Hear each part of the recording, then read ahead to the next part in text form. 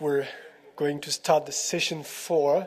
Just before I was asked once more to talk about tomorrow, because there were people who weren't there when I announced that there was a mistake on the form program for those who have to go to Bure au Centre de l'Aube. Tomorrow there are 2 different departures. The first one is at 6 o'clock for the Bure laboratory, but the other one for Aube is at 7 o'clock, and both in the same place. It's the railway station d'Enfer-Rochereau, and you'll find all the information into the bag that was given to you when you arrived. Okay, so now let's talk about session 4, the added value of international cooperation through international initiatives and organizations for the safe implementation of geological repository projects. And to chair this session, I'm calling Michael Zeman, head of the RID of the NEA.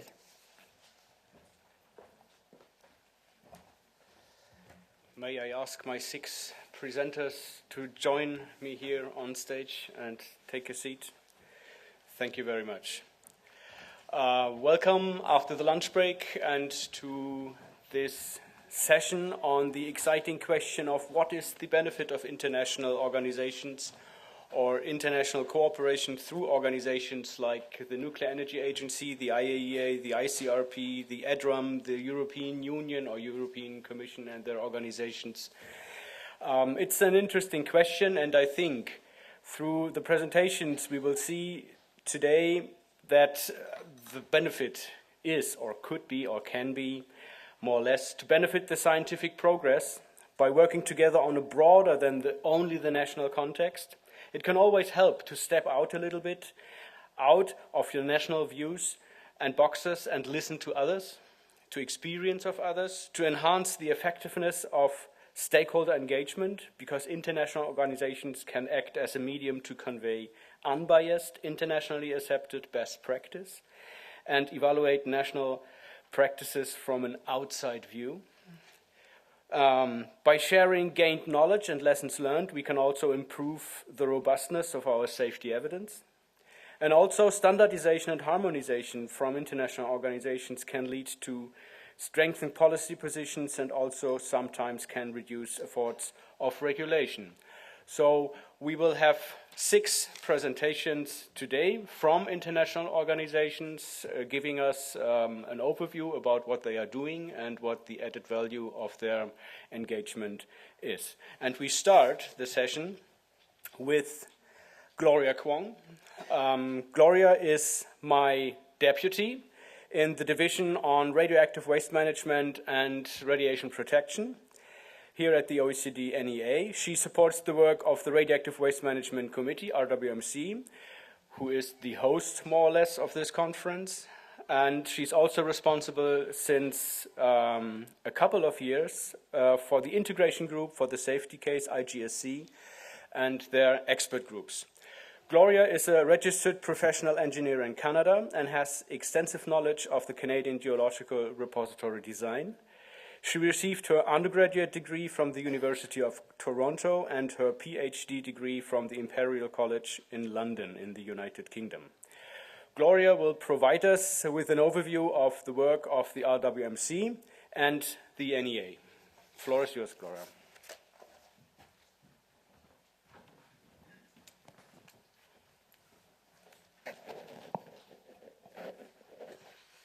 Thanks for the introduction. Good afternoon. I'm very happy to have the opportunity to talk to you today, to give this talk. I see the conference provides an excellent opportunity for dialogues at an international scale between organizations representing implementers, regulators, and communities, and of course, policymakers as well. So to start,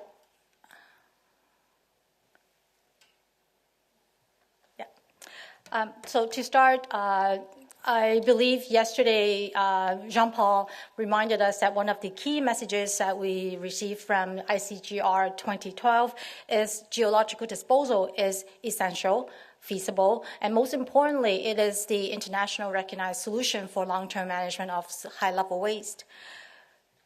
geological disposal has been investigated worldwide. There have been decades of R&D with studies on a variety of geological settings, and we know that significant scientific understandings has been achieved.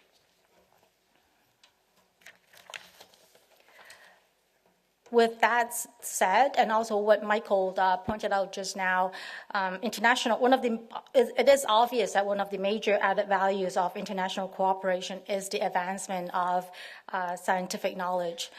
And in advancing technical and scientific knowledge, collaborative research work carried out at international research facilities such as the Monterey, the ASPO Rock Laboratories, as well as many joint research efforts of the IAEA and the EC have addressed many critical technological safety issues in developing geological repositories.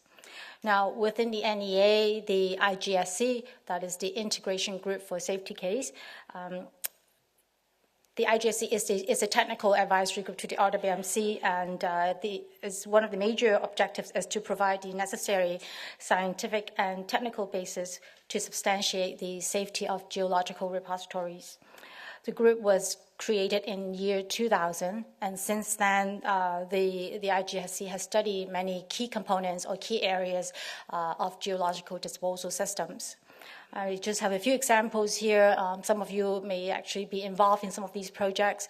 They have published reports and they have studied, for example, the EBS, the design of different engineered barrier systems. They have looked into cementitious materials, the properties, the long-term evolutions of cementitious materials with in-place radioactive waste. And also the sorption projects. That project looked into the sorption properties of host rocks and also the interaction with the surrounding buffer materials.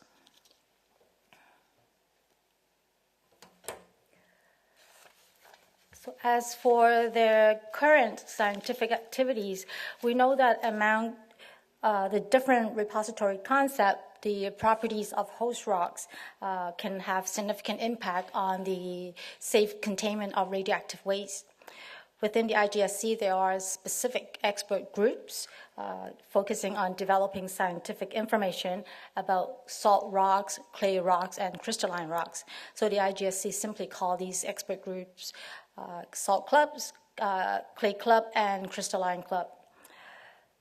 Each one of them has its unique focus, but share a common goal, that is to enhance our current knowledge about different types of host rock and their long-term evolutions with the in-place radioactive waste. And the way these groups operate is through organizing technical meetings and technical workshops to share and disseminate their findings. I have included some of their recent accomplishments or recent reports here. Within the SALT Club, in year 2016, they have recently finished the study on microbial activities in rock salt, and the report is soon to be published. They also have studies on geomechanical and geochemical studies of different types of salts. As for the Clay Club, the Clay Club has been around for a number of years, over 26 years now. They have published many high-quality technical reports. I just have a few examples here, characteristics of various argillaceous clays, fluid flow and solute movement through different clay media, and also microscopic observations and imaging techniques for clay. Also recently, they have launched a new initiative. It's a 3-year project with the University of Bern that is to study the properties of pore water in clays and in shale, and the project will begin very soon in early 2017. As for the Crystalline Club, it is a new initiative. The group is currently putting together or finalizing their detailed activities for the next 2 years. Very likely the activities will begin very soon in early 2017 as well. Now, in addition to the work of these expert groups, the IGSC would also use their annual meetings to take up the latest technological development. For instance, in this year's annual meeting, For instance, in this year's annual meeting, the IGSC invited 10 countries or 10 national programs to come to discuss or demonstrate their repository technology in their topical sessions during the annual meetings. And then in 2017, we had also in the topical session, we had a very interesting discussion on how to use geoscientific information in the siting process.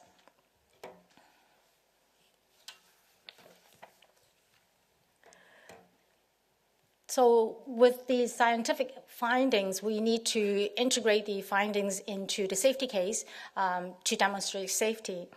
And that is the job of the IGSC, putting together the safety case. Now, in fact, the modern concept of the safety case was first introduced by the predecessor of the IGSC back in 1999. Since the IGSC was created in 2000, the IGSC has assisted member countries to develop effective safety cases supported by robust technical basis. To do that, one way or one means of doing it is to maintain international reference resources. I have a couple of examples here. That is the NEA FEB database as well as the NEA thermodynamic database. These are high-quality databases that were developed to support safety calculations and safety assessment. The IGSC also look into ways to enhance the robustness of safety case. Activities in that area would include workshops or technical discussions to look into how to manage uncertainties in the safety case, also how to develop scenarios or how to conduct sensitivity analysis.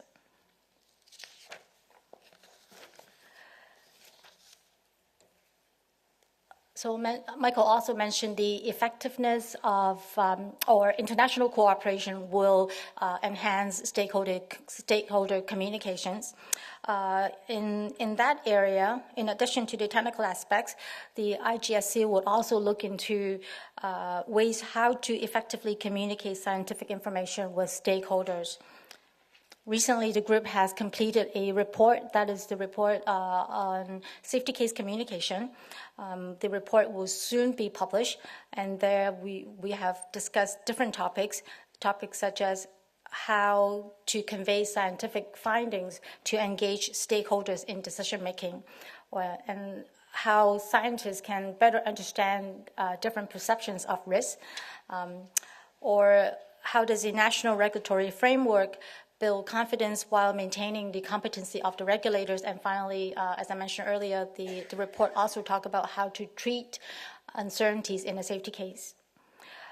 To disseminate the findings and also to further look into communications, the IGSC is organizing a workshop along with the European Pilot Study Group and the EC CITEX project. That is CITEX is Sustainable Network of Independent Technical Expertise for Radioactive Waste Disposal. I believe this workshop was mentioned by Walter this morning in his presentation. The date for this workshop will be February 21, 22 next year. Then outside of the IGSC, but within the RWMC, another workshop that will be happening in the new year is also another workshop that Walter mentioned in the morning. The NEA is holding a workshop with the FSC. The topic will be stakeholder involvement in nuclear decision making, and the date will be January 17 to 19. Now, lastly, the RWMC is also about to begin a new initiative to develop guidance or to develop principle to guide decision making in radioactive waste management. What the first task is to look into how to structure effective regulators and implementers dialogues.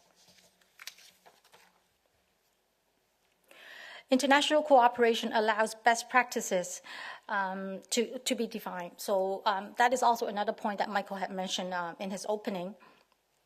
And yesterday when we listened to Mr. Abadi's presentation, we also heard him mention a few times about the importance of operational safety. So an example that I have provided here is within the NEA, there is an expert group that we put together or we assemble focusing on evaluating different types of operational safety issues. This group was formed in 2013, and it has assessed various operational safety issues since then. The group has published reports on how to address fire safety or how to manage fire risk, specifically looking into different types of fire protection measures, the design and operations of different types of ventilation systems in underground facilities during normal and abnormal situations, as well as other potential hazards when we have co-activities, the coexistence of both waste emplacement and underground construction activities going on, what kind of hazards that we may encounter. And other areas as well.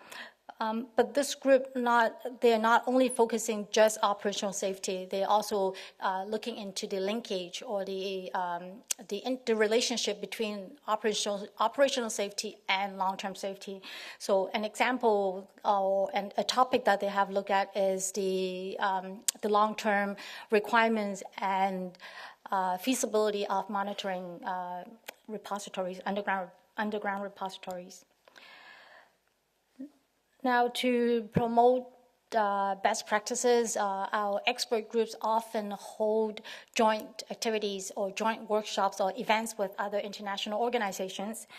Just this past summer in June, this operational safety expert group held a joint event with the IAEA GeoSAF project to talk about the key findings of both projects. And in this workshop, both organizations review their latest findings on operational safety issues.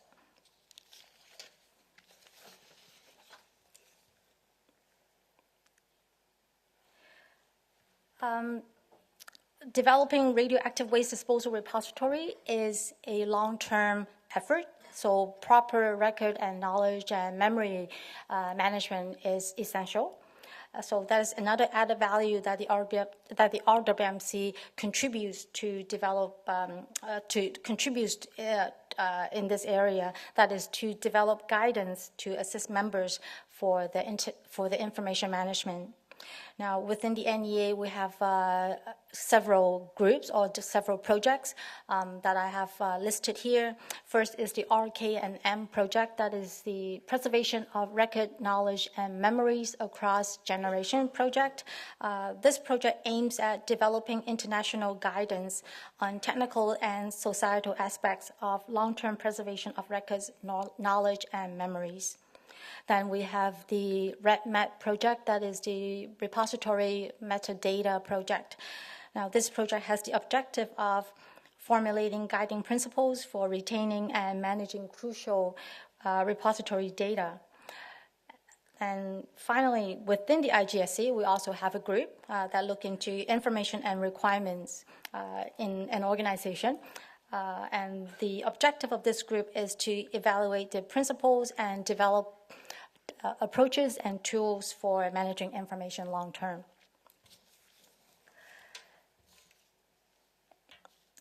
Now, last but not least, the NEA provides flexible peer review assistance to help national programs to develop sustainable waste management strategies and to appraise individual program elements based on specific needs of member countries. The diverse expertise of the RWMC provides a large pool of senior experts who can offer unbiased, neutral, and independent evaluations. In 2016, the RWMC conducted 2 peer reviews. First is the peer review on Japan's siting criteria for a high-level waste geological repository. And then in September, the RWMC completed or provided expert feedback to the cost estimation method for decommissioning developed by Rosatom.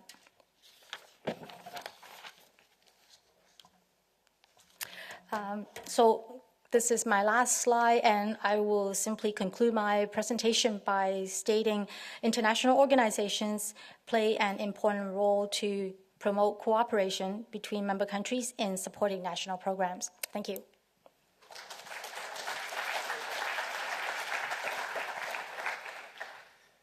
Thank you very much, Gloria. We have time for questions, and I think we should answer our questions right after the talks, because the talks are very different. They are this time not too much related to each other. And I would like to start with my own observation or my own thoughts and a question. I mean, if we look into the last decades of our work at the NEA in the field of radioactive waste management and safety case, I think the development of the modern understanding and concept of the safety case is always mentioned as one of the most valuable added values that we have produced and developed at the NEA, or under the guidance of the NEA, or whatever, leadership. If we look into the products in general that we are providing to our member countries, from conceptual things like the development of the safety case concept, like databases, pure databases and collection of knowledge, like in the clubs or in the FEP program or in the TDB program. We also have the pure exchange of experience in our meetings, and we also have the bilateral service that you have mentioned in our international expert feedbacks and the peer reviews. From your personal viewpoint, if this is ever possible, what do you think is of most value for our member countries, of these pillars that we are offering to the member countries? To me, I think the most important thing that we can offer is flexibility. That because of we develop our work or even in forming our expert groups, we first listen to the need of our member countries. And perhaps I can say the size of the NEA is small enough that we can allow that type of flexibility to really design our activities or our work products to suit the need or to answer the pressing questions of our member countries. So I think to answer your question with a short answer, I would say the most important thing that allow us to be able to get to the answers that our member countries are looking for is because of we are able to specifically design activities to address the needs. Okay, thanks. So maybe I can invite the member countries and our customers to answer that question too, or maybe there are other questions that you would like to ask to Gloria. The floor is open.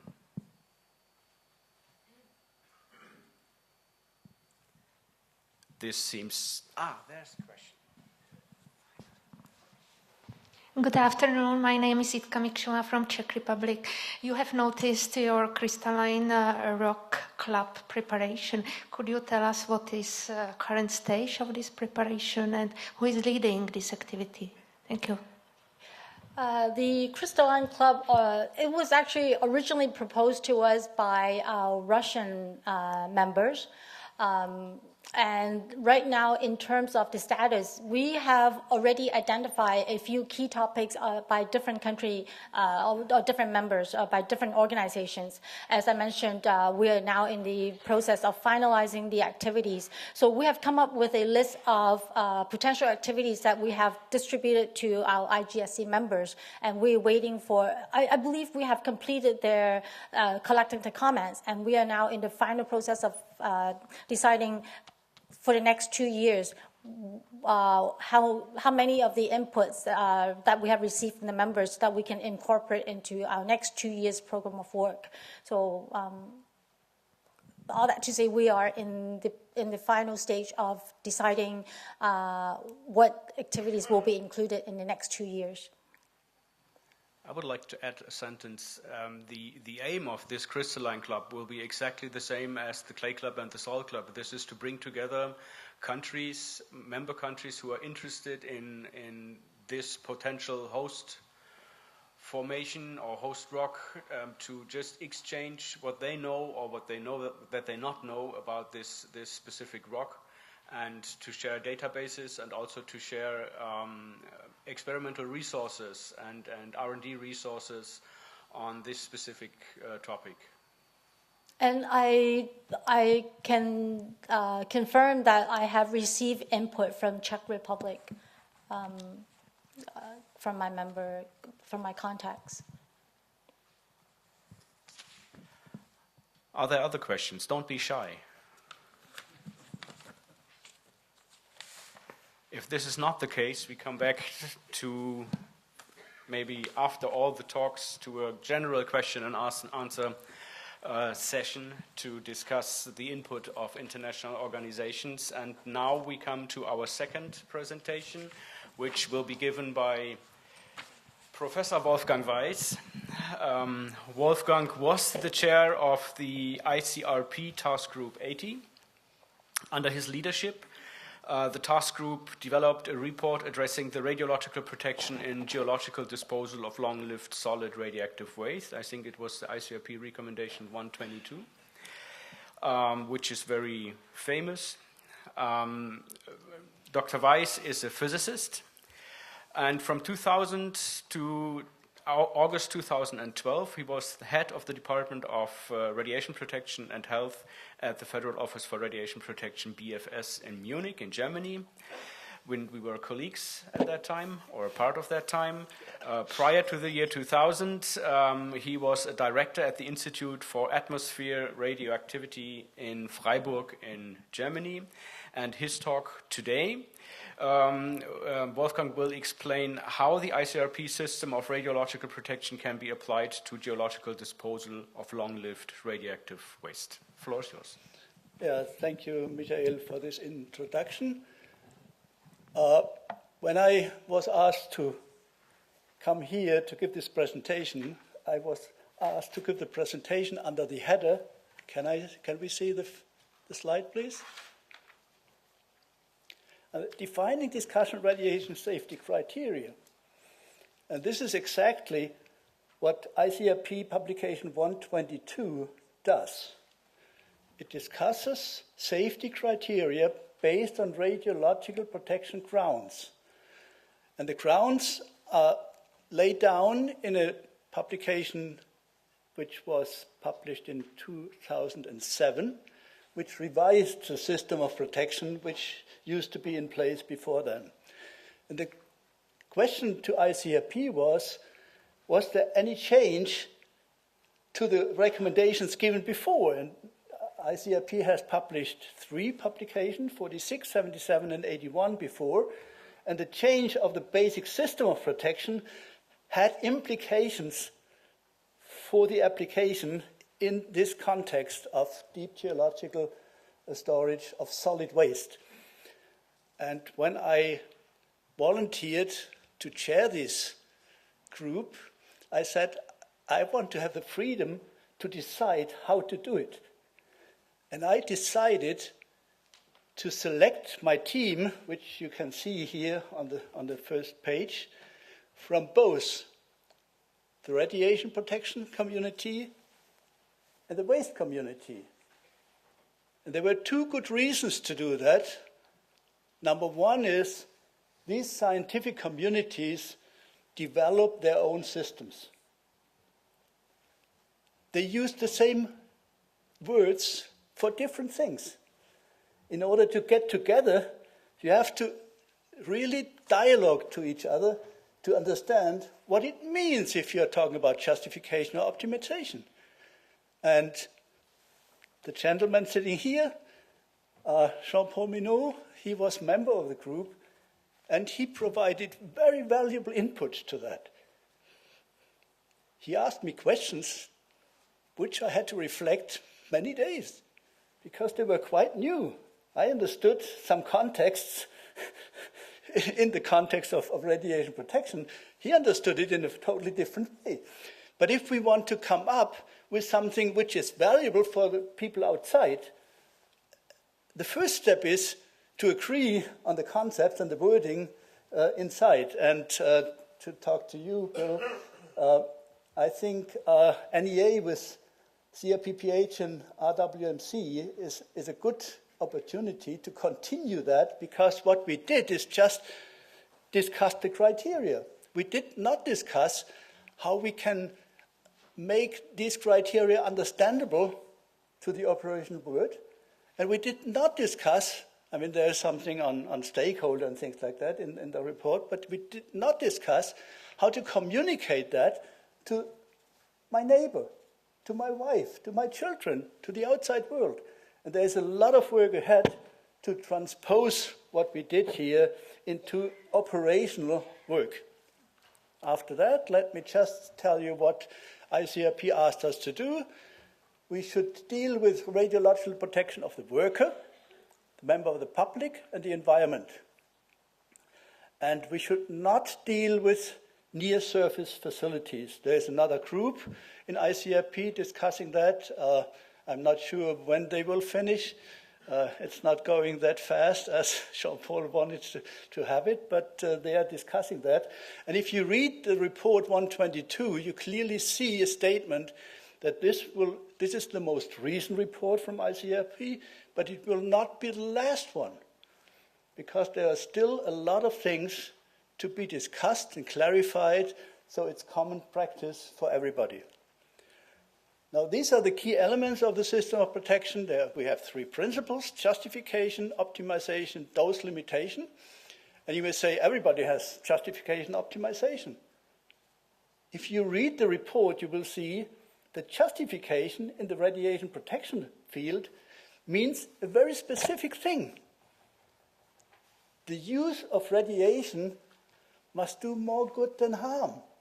And harm is defined as the harm of ionizing radiation with a detriment. And this is not justification in general. This is a very specific definition. Optimization is defined as a process which minimizes the number of people exposed and the level of the exposures. And I mean, you guys in the technical area, you optimize in the different thing. You're talking about technical things, management things, to optimize the process, and this is something totally different. So if we use these words, we have to be very clear what we want to express with these words. The system has three exposure situations: planned, existing, and emergency. And as a measure of risk from the ionizing radiation, they have maximum levels of dose, 1, 20, and 100 millisievert. And the dose is used as a surrogate of health risk. But I tell you up front, if we are talking about long-distance processes, this does not work. And ICRP clearly says, beyond 100 years' time, forget the association between dose and risk. But you can still use the dose to demonstrate that you provide the same protection, even if you don't provide the same health protection. So you use that for comparison only, not to classify the risk in health.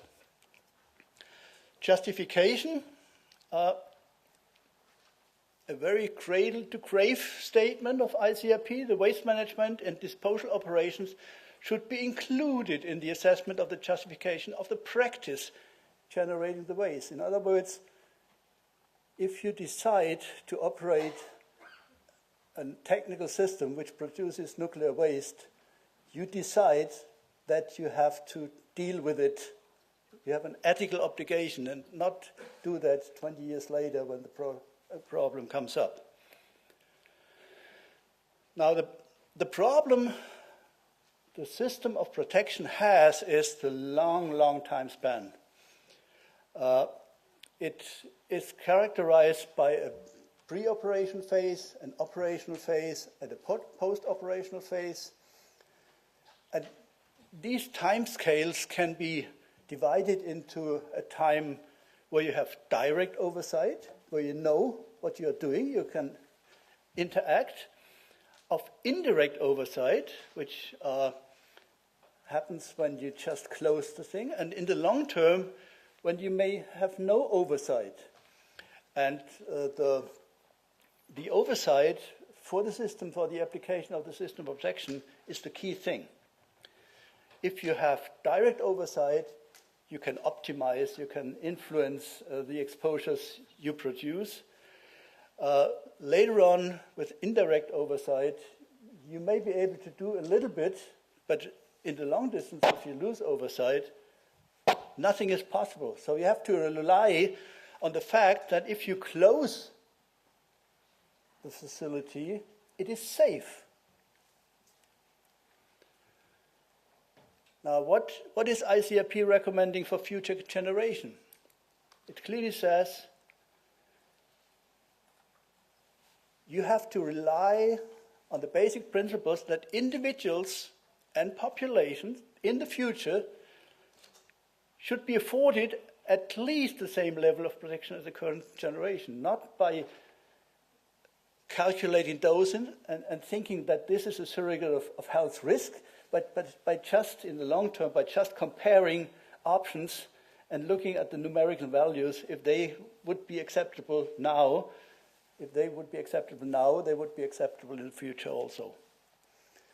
Now, optimization, the best thing you do in optimization of protection is during the very first pre-operational stage, when you design the system and you apply for a license and things like that. Then when you put all this waste into the repository, you can still do something, of course, but not as much as before.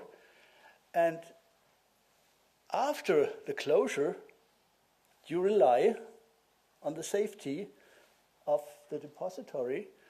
But if something happens, I will talk about that a little later, then, of course, you can optimize also, and we are used to do that.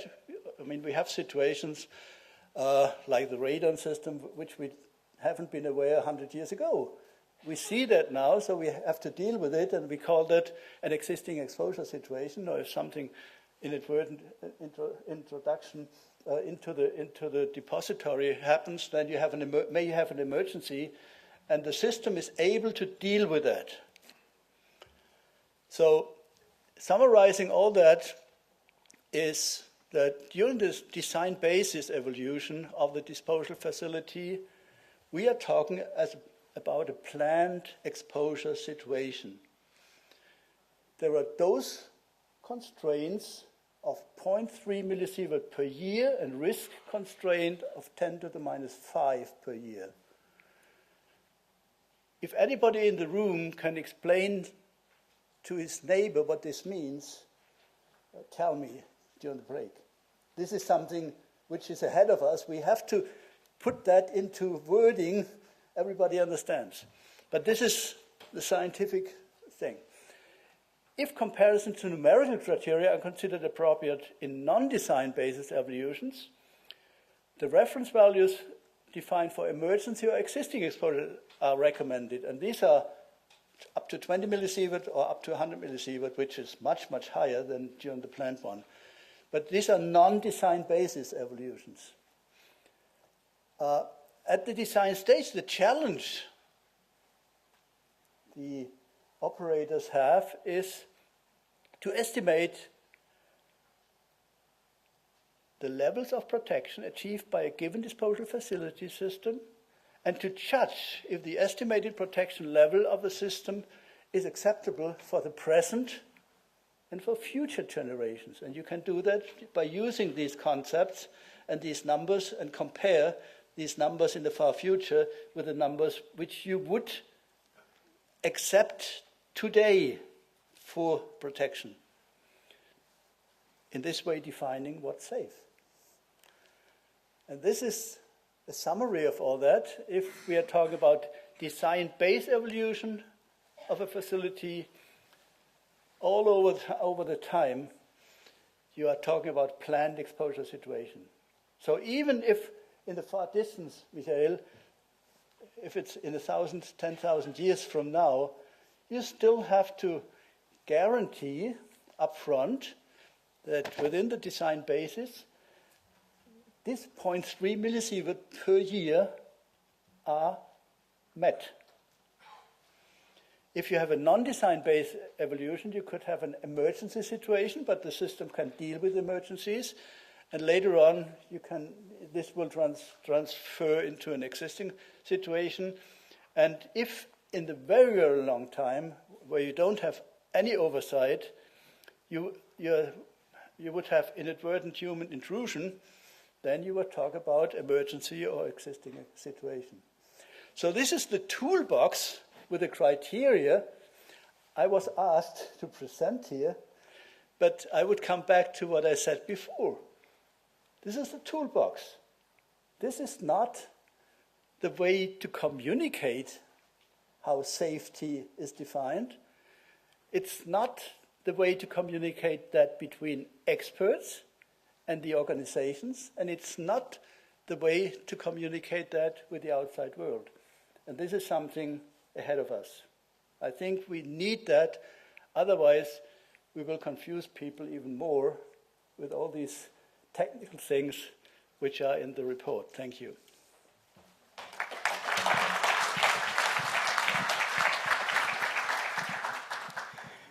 Thank you very much, Wolfgang. Are there questions of understanding?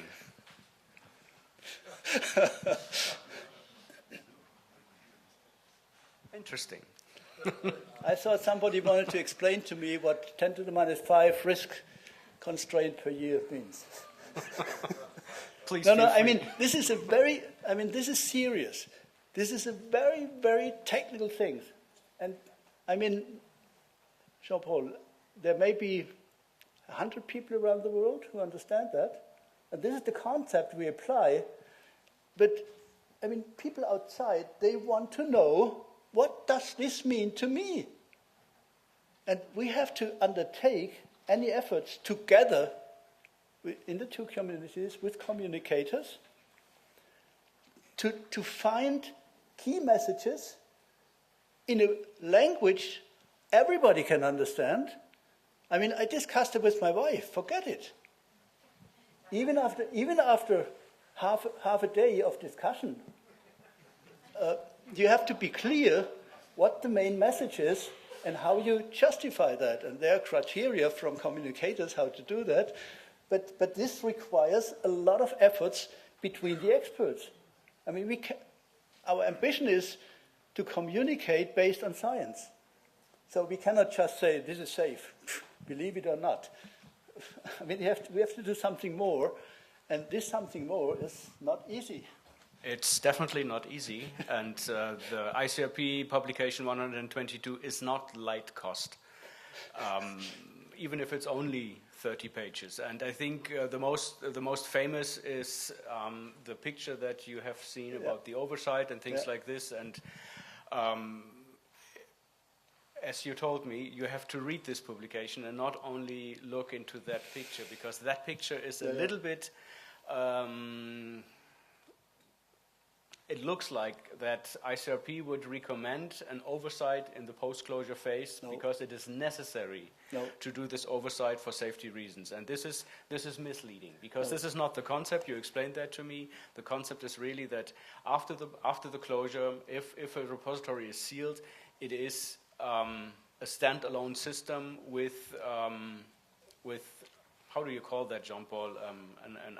A self-safety. Self-contained system, which does not mean. I mean, we have to distinguish between what safety requirements are and what the society will do. I mean, if the society decides we do some monitoring posts and things like that, you cannot change that. But from a conceptual point of view, once you close it, once you get a license to close that, we discussed it very long, Jean-Paul, both the picture and the situation. Once you have a license to close that, that's the end. Yep. This should clearly document that the plant itself provides the required safety for the rest of the lifetime. And we should also understand that in a post-closure phase, the repository is not very easy to optimize anymore. Right. No. I mean, my picture showed that very clearly. In the post-closure phase, you have done whatever you can. The only optimization in terms of radiation protection is if you have a leakage of what kind soever, and somebody finds something in groundwater, so you can do something from a radiological point of view, but not for the site. You can do something to protect people from these leakages, but not to improve the site. We have a question over there. Emilia Kopać from Poland. I'm a student of nuclear power engineering and law. I wanted to ask about those 3 principles of radiation protection applied to the deep geological repositories. Actually, I rather want to share a thought, and I'm really interested in your comment. Since I have a feeling that regarding the optimization and those limitation principles, these can be adjusted in the future, so now we can decide what are the acceptable levels, how to optimize. But justification will stay forever as showing our motivation towards how we did it, why we have chosen deep geological repositories, etc. So my point is that maybe we should consider justification principle a little bit more important than the other 2 in the context of deep geological repositories. So one reason I see for that is the one I already mentioned. So this actually stays for the future generations as our actual reasoning. And the other point would be that it's simply justification is the process which actually brings all stakeholders together. Because I have a feeling after the discussions from the morning that all stakeholder discussion is actually about justification of such a solution, not the others. Well, I don't disagree with you, but I must point out that justification, the way you use it, is another justification. I mean, there are criteria to justify something like that. And these are radiological criteria because people are afraid of the radiological risk. There are environmental criteria, there are social criteria. I mean, there are many, many criteria. And so this optimization I presented is a small spectrum to optimize the radiological impact, which is one element of the overall justification. So I mean, I would agree with you that if you look at the whole process, the justification is the key, but you justify that by implementing a technique which produces waste. By the time you do that, you have, if you want that or not, justified how you deal with it. If you deal with it in a deep geological depository or somewhere, but you have to deal with the waste. That's an ethical thing. You cannot say the next or the next to next generation shall deal with it. If we produce waste, we have to do something to deal with it. And this has to do with justification. We have to stop. We're running out of time. Sorry. We are running a little bit out of our time schedule. So we come to the next presentation, which will be given by Andrew Orrell from the IAEA in Vienna. Andrew is, since 2.5 years, section head for Waste and Environmental Safety Division of Radiation Transport and Waste Safety at the IAEA. In this role, Andrew is responsible for the development and promulgation of internationally accepted standards, requirements, and guides for the safe management of radioactive waste and spent fuel, decommissioning, remediation, and environmental monitoring. Prior to joining the IAEA, Andrew was the director of nuclear energy programs for Sandia National Laboratories, where he was responsible for laboratory development initiatives involving all areas in nuclear fuel cycle. And Andrew will give us an overview today of the IAEA safety standards. The floor is yours. At least. Thank you, Michael. Thank you, everyone. It's a real pleasure to be here and to contribute to this session on the added value of cooperation through international initiatives, and to take a few moments to describe the International Atomic Energy Agency's efforts in this regard.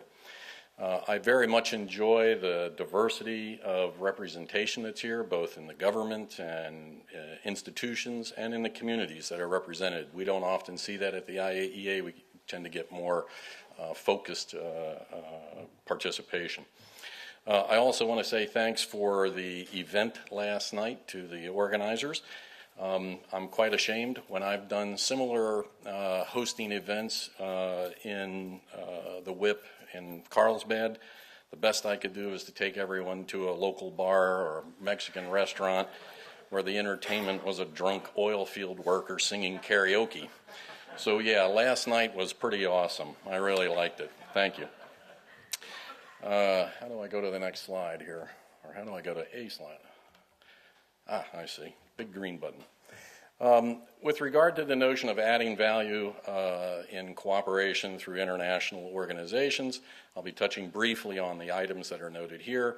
But at this point, I'll simply note that all of these topics share the quality and the benefit of international cooperation, of knowledge sharing, and furthering the shared objective of implementing safe geologic disposal projects. Let me begin, because I'm obligated to, with the IAEA safety standards. From the safety fundamental principles framed as must statements through the safety requirements noted in shall statements, and into the safety guide should statements, each standard represents a truly international consensus on what constitutes a high level of safety and the related good international practices regarding many nuclear-related subjects, including, of course, radioactive waste management and geologic repositories. The standards are iteratively developed and reviewed by both IAEA staff and a collection of international experts in close consultation with the member states. Each standard goes through a very lengthy, extensive, and some would say tortuous process of development in order to reach that consensus. All IAEA member states may nominate experts for the safety standards committees, the various ones that exist, and may provide comments on the draft standards before their publication. In addition to working directly with and collaborating with experts from multiple member states, many of the standards benefit from coordination with other international organizations, such as UNSCEAR, ICRP, World Health Organization, and of course, the NEA. With regard to the safety standards, there are a suite that pertain directly and indirectly to disposal in deep geologic repositories, some of which are shown here. While they may be old news to many NEA member states, I can assure you that they are very much in demand by emerging nuclear member states of the IAEA, and those especially that benefit from the Technical Cooperation Program. In the purest sense of the idea of international cooperation, the IAEA is grateful for the input, experience, and active participation by the more advanced member states, including many in this room, to the formation of these global understandings and global expectations for the minimum requirements and best practices necessary for a member state to embody an effective and safe geologic disposal program. Specific to the issue of disposal of radioactive waste are the 26 requirements of the specific safety standard SSR5, which is fairly comprehensive as to the both operational and post-closure phases of disposal facilities. The 26 requirements are divided into, first, the requirements for the planning of disposal facilities, with specific requirements for addressing the role of the regulatory body. Second, a set of requirements for the development, operation, and closure of disposal facilities, with a stepwise development of the safety case that's been mentioned earlier. And finally, a series of requirements related to the assurance of safety, and one single requirement on existing disposal facilities. Again, this is but one tangible means by which the experience and expertise of the advanced disposal programs are packaged and provided to those member states that are just beginning to wrestle with the issue of disposal. There we go. Beyond the safety standards is the Joint Convention on the Safety of Radioactive Waste and Spent Fuel Management, for which the IAEA provides secretariat services to 73 contracting parties. The Joint Convention is an incentive convention in that it only places obligations on the contracting parties that are very much underlain by the requirements of the safety standards. Enforcement, such as it is through the requirement for each member state to publish a national report thus supporting transparency and dialogue. In addition to the triennial review meetings, the contracting parties also may hold extraordinary and topical meetings. As an example, relevant to geologic disposal, in September there was organized a topical meeting on the challenges and responsibilities of multinational radioactive waste disposal facilities. The purpose of the meeting was to discuss the safety challenges and the responsibility issues related to the disposal of spent fuel and radioactive waste in a country other than the one where it was generated. All contracting parties of the Joint Convention were invited to participate. The meeting was attended by 75 delegates representing 29 contracting parties and one international organization, notably the NEA. The chairman's report is available, but I'll give you a spoiler alert. They concluded the idea of a multinational repository is, while possible, very difficult in practice. Surprise.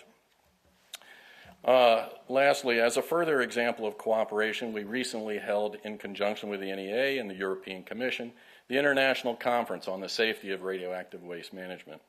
The last conference on the same full-scope topic of radioactive waste management by the IAEA was held in Cordoba, Spain in 2000. You can see the main conclusions here, and I'll simply note that the conference gave, again, 276 registered participants from 63 countries and 4 international bodies an opportunity to take stock of the progress since the previous event, discuss questions that are still open, and identify new issues that require resolution. A total of 45 oral presentations and 80 posters were presented within 4 topical areas, followed by topical and plenary discussions. With a total number of submitted abstracts of 205, we had to very painfully reject a large number of very good material. The poster sessions that we encouraged in this case were some of the best I've ever seen.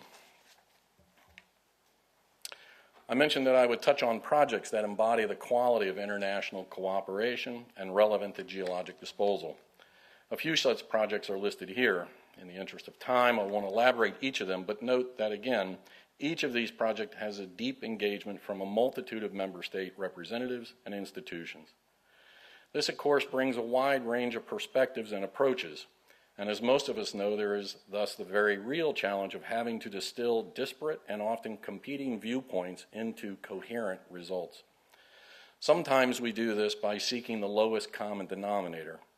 Other times we present both viewpoints for context, but usually we seek common ground on the basis of what is safe, and then what is best practice, and finally what is acceptable or good practice. I'll mention only 2 of the items here. The IPARS, the integration of perceived and actual risk for stakeholder communications, is a recent effort relevant to the previous session this morning on stakeholder engagement, and is specifically looking at the fundamental risk perception issues that are instrumental to effective risk communication and the requisite public acceptance. I'll also mention the URF network, which I mentioned for 2 reasons. One is to pander to my colleague, Stefan Meyer, who is the force behind this valuable network of professionals, and 2, to recognize through the URF there have been many, many training sessions and technical workshops, and for which the evidence of their effectiveness is here in this room, as I recognize several of you who have supported and or participated in these opportunities. Finally, an important manifestation of cooperation is the forming of expert peer review missions with broad participation of recognized international experts. While the agency has been sponsoring radioactive waste management peer reviews for decades, recently they decided to brand and organize these efforts under the Artemis moniker. As noted, Artemis peer reviews are available to all aspects and all players involved in radioactive waste management, decommissioning, and remediation. Owing to the expected demand for peer reviews driven by the EU Waste Directive, we expect to be organizing many such peer reviews over the next few years, and thus, this is fair warning that the IAEA will be calling on your institutions, or you personally, to bring your expertise to these efforts, and hopefully at no cost. It's easy to identify, in conclusion, numerous examples of international cooperation regarding repository development. It's very evident this occurs at every level, from individual professional colleagues working on a specific problem, to institutions and governments working on strategic objectives, and even regional alliances and conventions. While there are many examples, there are some key characteristics of those that are considered to be most successful. A shared, clear objective, whether a specific technical hurdle or the Gordian knots of repository development. A respect and openness to new ideas and avoiding the not invented here mentality. And a sense that all involved are vested in a win-win situation. And of course, funding, because funding is an excellent grease to the wheels of progress. I am certain that this conference, such as this, and your individual efforts will continue to grease our mutual progress. Thank you very much.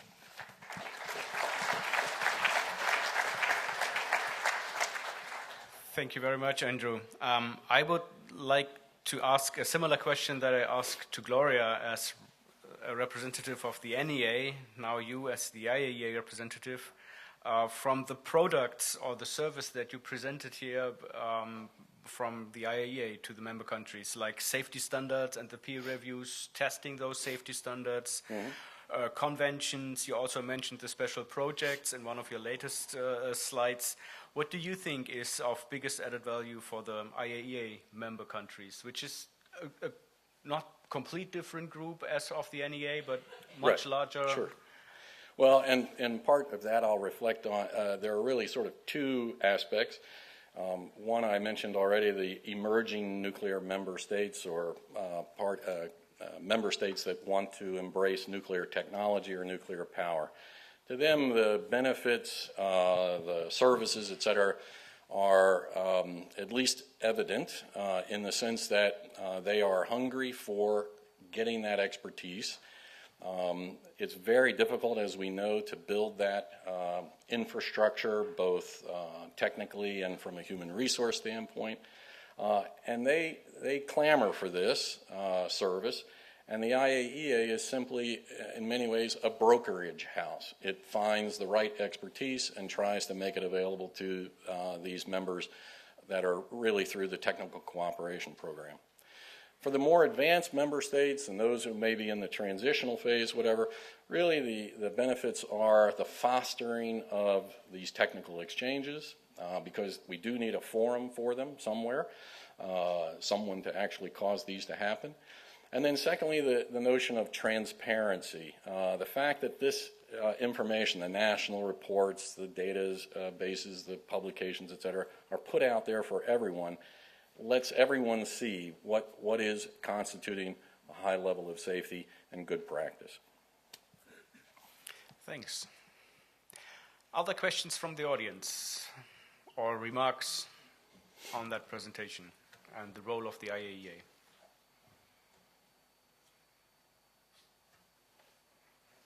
This seems not to be the case. Well, when you answer everything up front, you don't have any questions.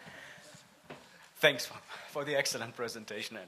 So we come to the next presentation, which will be given by Christoph Davies. Mr. Davies is a project officer at the Directorate General for Research and Innovation of the European Commission. Christoph is a mechanical engineer and has worked in the nuclear domain for over 30 years in the area of radioactive waste management. In particular, he has experience in the areas of production of high-level waste from reprocessing spent fuel in France, waste management support to the fusion jet, the Joint European Torus research machine in the UK, and since 1993, he has been managing the research and training programs on radioactive waste management as part of the European Commission Euratom framework. And an overview of the European Commission activities will be given by Christoph today. The floor is yours. Thank you. Good afternoon. Thank you for the invitation to the European Commission to present its activities. It's a pleasure to be here. The European Commission, of course, supports the collaboration with the institutions, NEA and IAEA, and is pleased to be here to present its activities. So, European Commission and the Euratom activities in radioactive waste management is the landscape for the activities that we are supporting. And to put the situation, the context, I am bringing here a slide on the landscape of the European Union and the European Union institutions. Many of you are aware that the European Union consists of 28 member states, and together with the European institutions, at the center of it, the initiative is taken by the European Commission, represented by the 28 Commission members of the member states. There's the Council of the European Union, representing the member states, and the European Parliament, plus the other courts and committees. The activities that the Commission and the Euratom programme are undertaking are based on the treaties. The first treaty is that of the Euratom, European Atomic Energy Community, which was established in 1957. And then subsequently, there's now recently the merging of the different treaties. In 2007, treaties of the European Union and treaty on the functioning of the European Union. Now, inside the Commission, I've put here on this slide the services that are involved in nuclear issues. And there are two categories, the Directorate Generals, the services that are in charge of external support, for instance, DG Development and Cooperation and DG Enlargement. As regards the Euratom, there is the policy part that is supported or managed by the Directorate General for Energy. And as part of it, there is the Euratom Supply Agency, the nuclear energy part, and the nuclear safeguards. For the research parts, there is a Directorate General for Research and Innovation, which is called RTD, and we are managing the research and training program on fission. As well, there is a Joint Research Center, GRC, and these are the research centers of the European Commission, spread in different member states, in Belgium, Germany, Italy, and Netherlands. So I will be talking briefly on the three sectors, DEFCO, DG Energy, and research. As regards the Director General for Cooperation, they are aimed at actions towards third countries, acceding member states, Southern Mediterranean and Middle East. And they have an instrument which is called Nuclear Safety Cooperation, and it spreads over 2014 to 2020.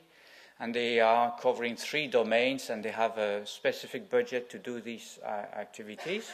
The 3 domains cover nuclear safety, radiation protection standards, safeguards, and spent fuel and radioactive waste management, which I now describe a little bit more details. The topics for them are general but conventional in member states, EU member states. They cover the transport, treatment, processing, storage, decommissioning, remediation, and disposal. The aim of this program is to develop the capacity of regulatory authorities and waste management organizations in these countries when there is a need to support their development. Sometimes also there is a need to develop strategy and national policy for waste management and spent fuel management, develop the regulatory framework for uranium mining and milling, feasibility and remediation of uranium legacy sites. And then we are also supporting in this program the radioactive waste management projects in Ukraine and Chernobyl exclusion zone. So you can see that on this aspect there is about 11 million euros per year that is allocated, which is a significant budget to spread the safety culture and the development of knowledge. Now we're switching to the DG Energy, that is in charge of policy and legal instruments. We have heard several times already about the directive, Euratom Directive of 2011, about the responsible and safe management and suspension of radioactive waste. I'd like just to give a brief history on this. This directive took somehow almost 10 years to develop. And I'd like to greet my colleague who is now retired from the Commission, who is in this room, who initiated the initial work to discuss on development for this directive. It was called at the time the nuclear package. So it's been a long process, and then eventually this directive was adopted. So what is concerned by this directive is about member states to establish national policy, legislative, regulatory, organizational framework, and a national program to manage all types of radioactive waste from generation to disposal. I mean, some countries had already these aspects, but this was, and some other countries were not so far advanced in this on this route. And this directive, the EU law, European law, is now formalizing these requirements. The national program that is mentioned here, all these activities, and one of them is research and demonstration, and we'll be talking about it after. So, the implementation of the policy, the directives requires timeframes for developing solutions and milestones to reach them, to establish a classification for radioactive waste and the inventory, concepts and plans for solutions, and cost and financial schemes. We've talked about it extensively already. It includes the requirement to inform public and to include public as participants. It would require monitoring and performance indicators of the program. International agreements are recommended, of course, and the self-assessment and peer reviews are also a requirement. We'll mention this after. So what's the status of this directive? On this one slide, you have the status of the implementation of this directive. First of all, the member states had to take in their national law this directive. The transposition was requested 2 years ago in August. So to date, the message that we received from colleagues at DG Energy is that all member states notified full transposition. Now the Commission is assessing the conformity of this transposition and is elaborating a number of questions for clarifications that will be addressed to the member states. As I said, the directive includes the requirement to have a national program, and this national program had to be finalized and available last year in 2015. It had to be submitted to the Commission as well. 27 member states have submitted their national program, and some of them in more developed status, so 22 are in final situation, and the outstanding reports, national programs are expected end of this year, early next year. As part of the national program, there is a need for the member states to report on its implementation every 3 years. And this first report was due also last year in August. And it will have to be, as I said, repeated or updated every 3 years. Now, the assessment of the program,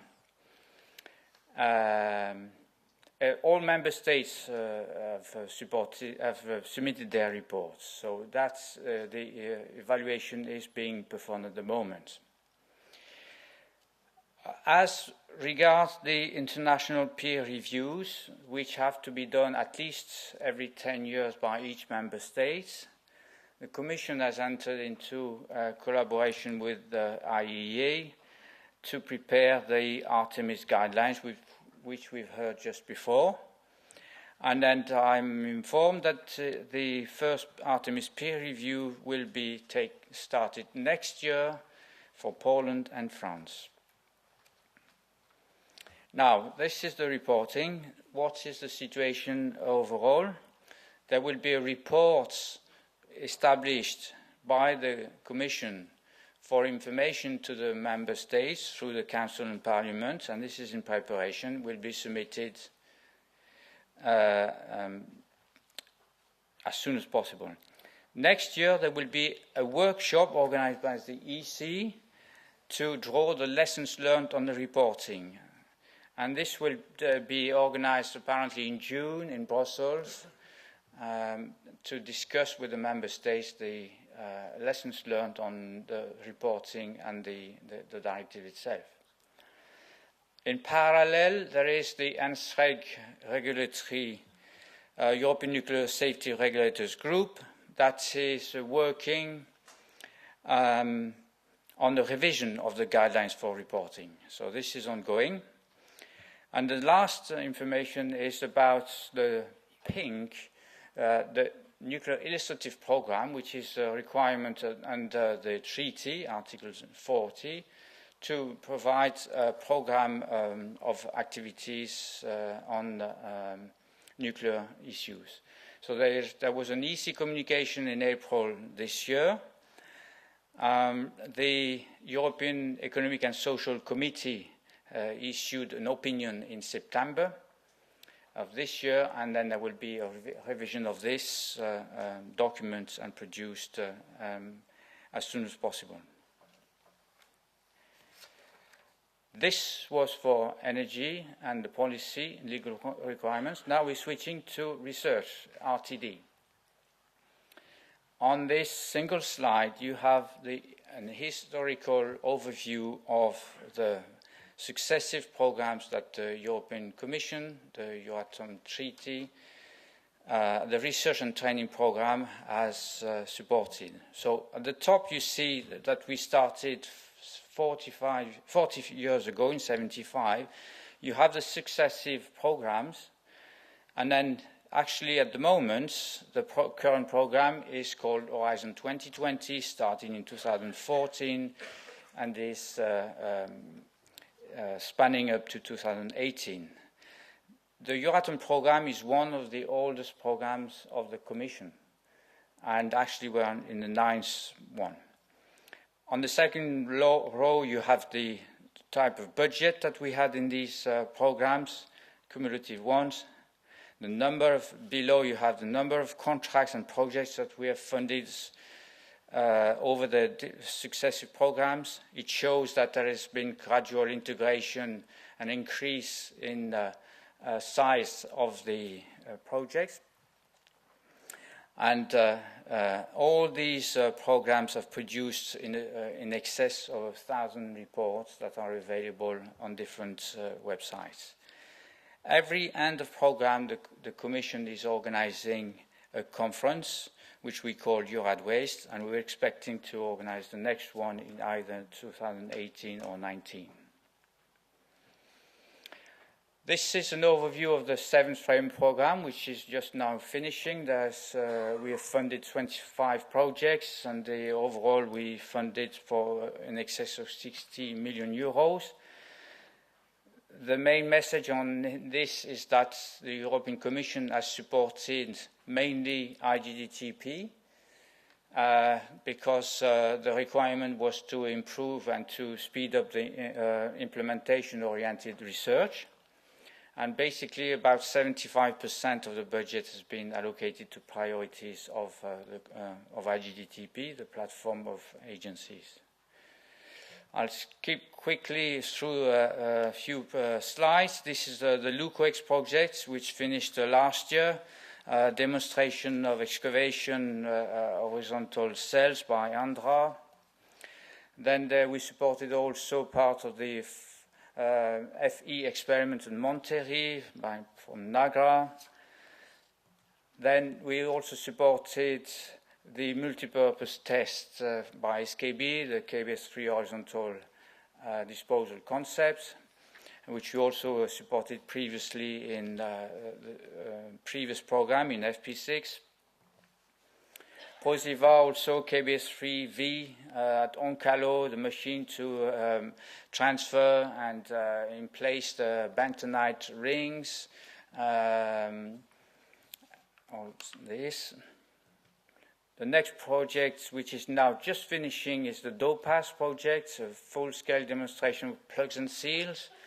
4 main large experiments have been carried out, one above ground by Andra, CGO, the FSS drift or vault seal, SKB, Domplu, Poplu for POSIVA in Onkalo, and then in Joseph Mine, Czech Republic, the EPSP, to develop materials and technologies to in place plugs, shotcrete plugs. This is the status of the current framework program, 2014-2018.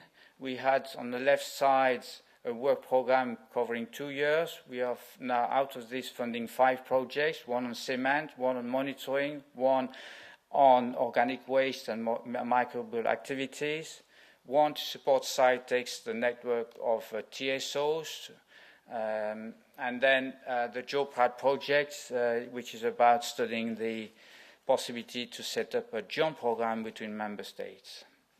Second column are the topics that were open for a call, which was closed this autumn, on IGDTP priorities, new fuels, EBS materials, radioactive waste management characterization, treatment minimization, long-term safety storage, and knowledge management transfer to less advanced programs. We received 13 proposals. They are being evaluated. Total eligible cost, that is, for these 13 proposals, is 36 million euros. They request 33 million euros, but we have only just below 19 million euros. So there is a selection process being carried out, and we will not be able to fund all the projects. Now, I mentioned the joint programming issue is the Commission wants to enter into public-private partnership, public partnership with member states, wants to fund an integrated program of activities instead of individual projects. And then this is the policy of the Commission, and we are trying to establish the feasibility with the GeoPrad project to launch this joint program. This GeoPrad project is going to have a workshop in April this year, or next year, sorry. It's not 16, it's 17, to discuss a program document, including a joint program vision, a common research agenda, and a number of governing rules to implement this program.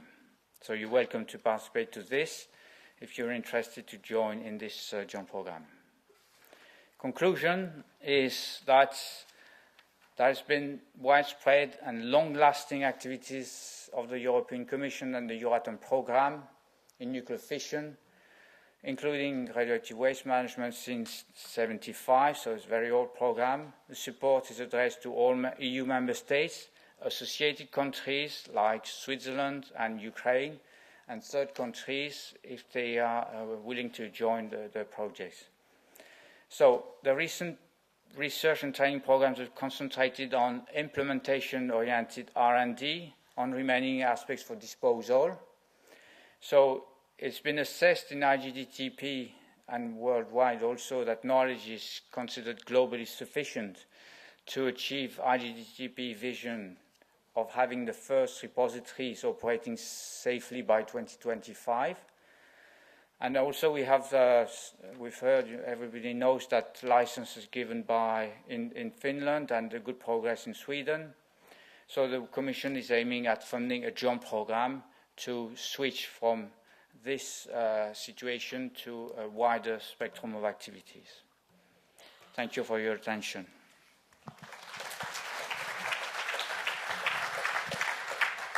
Thank you very much, Christoph.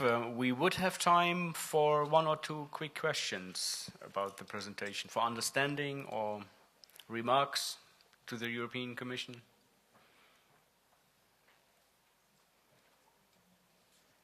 Then I have a quick question. You reported on the Directive 2011-70 Euratom, and this is no doubt the biggest initiative in the past to harmonize radioactive waste management approaches in nuclear countries. Most of the requirements, if not all, are what was recommended by international organizations and others as best practice for waste management approaches. You reported that all member states have notified full transposition, which would mean that the member countries think that they have fulfilled all the requirements of the directive. The question might be a little bit provocative, but is radioactive waste management in Europe now safer?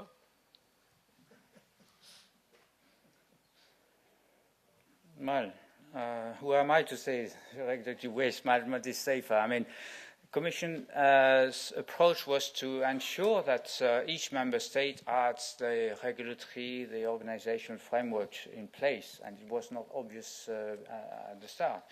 And then also in view of making sure that there is no undue burden to future generations, it was in this directive is requesting that each member state defines its milestones and objectives for meeting the solution. So, the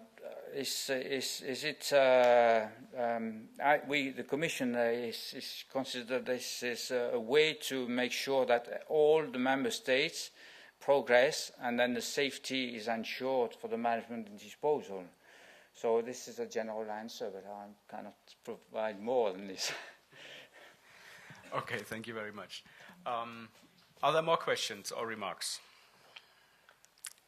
If this, we have one question from Canada, I guess, right? Yeah, from Canada. Thank you. My name is Morley Forster. I'm the mayor of the township of Hornpain in Northern Ontario. And on the point of safety, continued engagement and safe implementation, I believe that the provision of education in our schools on radiation would be a big step in demonstrating that radiation can be mitigated safely, and that we need to change the attitudes on just how dangerous we are treating radioactive waste.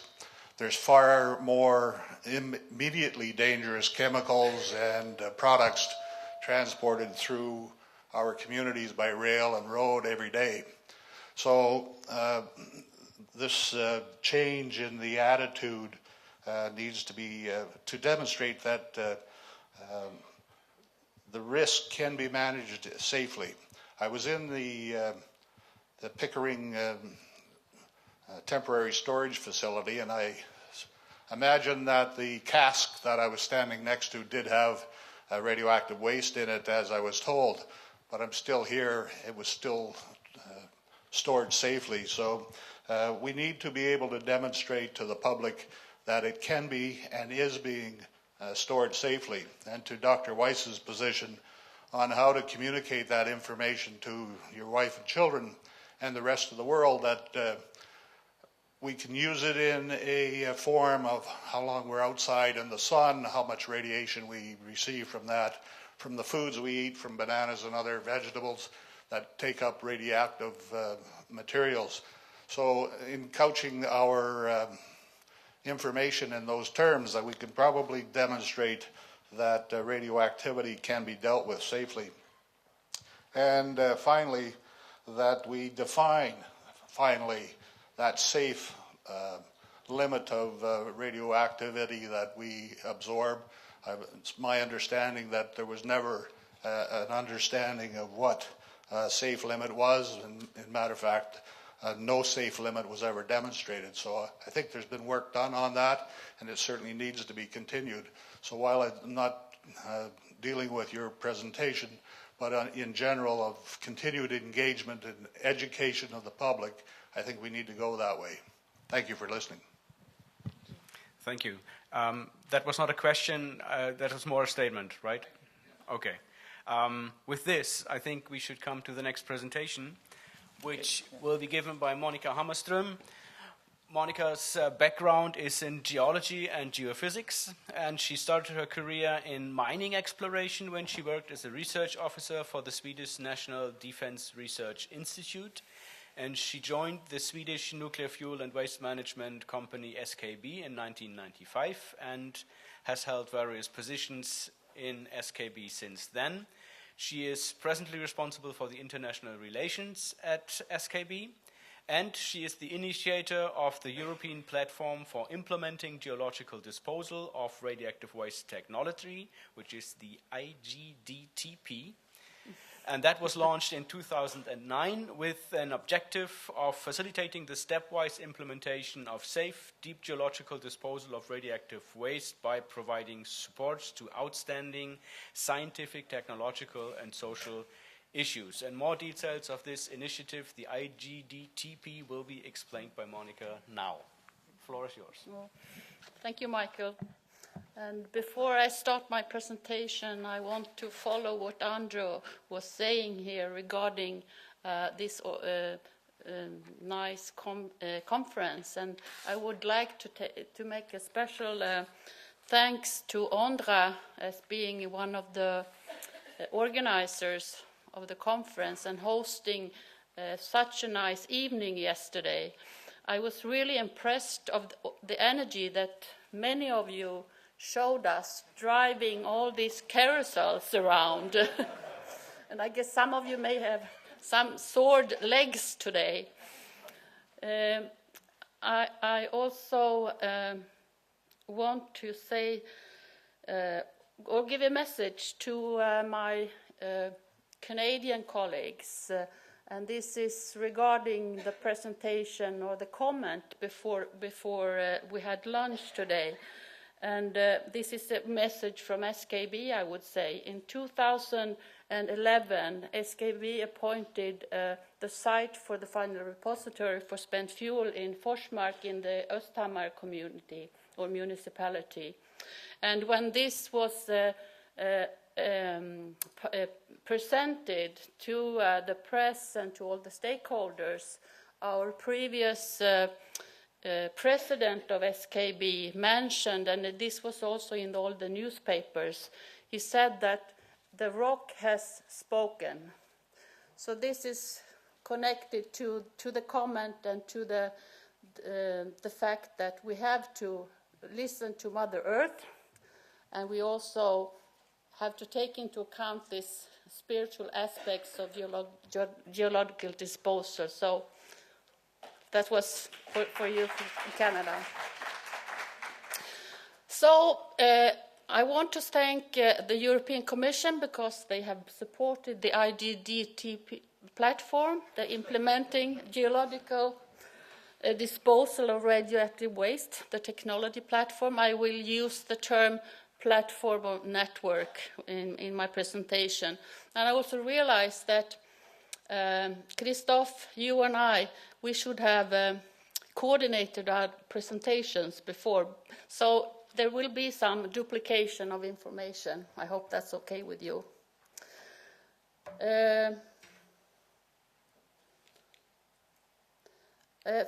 I think many of you coming from Europe have heard of what this platform is, but maybe for those of you that are not aware of it, it's actually an instrument that was created by the European Commission. I don't know when it started, maybe Christoph knows, but it started somewhere in the early 2000s. The main objective of a technology platform is to bring together R&D stakeholders to develop a long-term strategy in areas of interest to countries in Europe. And the idea and the format of this, as I said, was developed by the European Commission. And there are several technology platforms operating today in various scientific and technical fields in Europe.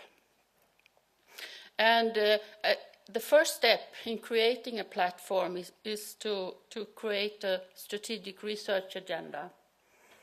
And also before that, creating or agree on a common vision. And as Christophe already mentioned, the vision of the technology platform for geological disposal is to have a repository in operation for high-level waste and spent fuel by the year 2025.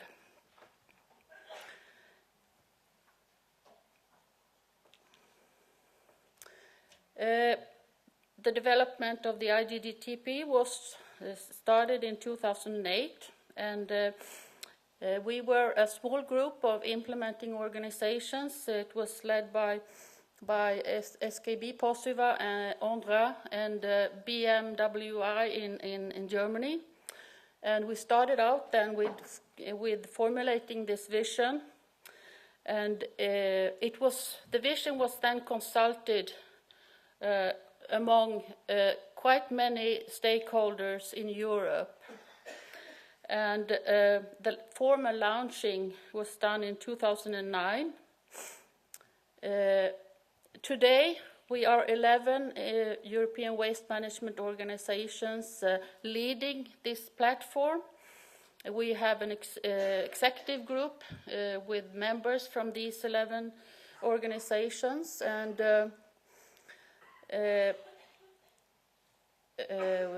we also have what we call participants, and these are organizations that are endorsing the vision. And these participants come from a wide range of stakeholders in Europe. It's all from the waste management organizations, science providers, academia, research centers, consulting companies, and utilities. We have also representatives or participants from other countries like Switzerland. It's in Europe, but it's not a member of the European Union. We have also organizations in Canada, Australia, and Japan that are actually participants. And we are over 130 organizations.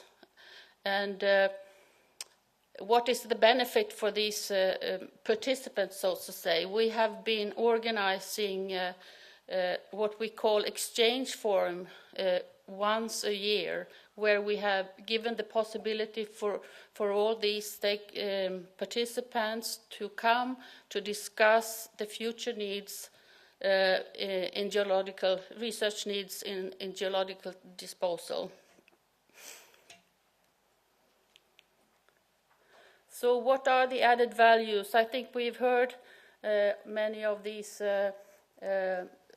important contributions that the added values in incorporating, and I think this platform has and is contributing to a sound, shared, and transparent scientific and technological basis for geological disposal. And I think we have landed in a balance between fundamental science, implementation-driven research and development, safety case support, and technology demonstration. And we also heard examples of the project that has been supported by the European Commission.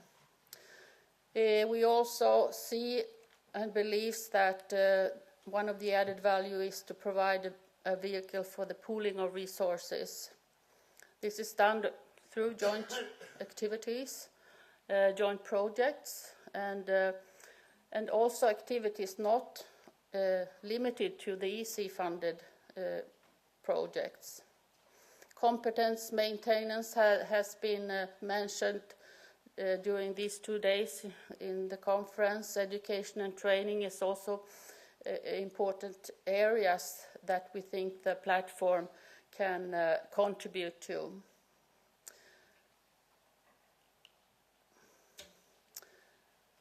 Of course, the platform promotes networking within the platform, but also with other fora. But I also want to emphasize that we are trying not to duplicate what is going on within other international organizations. And I think this is very important now, because we are talking about efficiency and we are short of resources in some organizations, so we really have to be aware of where we put our efforts in this networking. One thing that has been also a requirement actually from the European Commission is when we got financing for this platform, it was to organize events and initiatives for the transferring of knowledge towards less advanced disposal programs, and some activities of this has been done during the last years. And as Christoph Davis already mentioned, that IGDTP, or the platform's priorities that we have made in this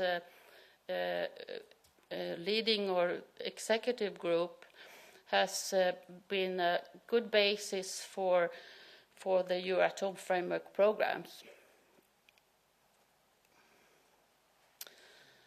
As I already said, and you know, the vision that we worked out was that by 2025 we would have a first repository or for high-level waste and spent fuel in operation in Europe.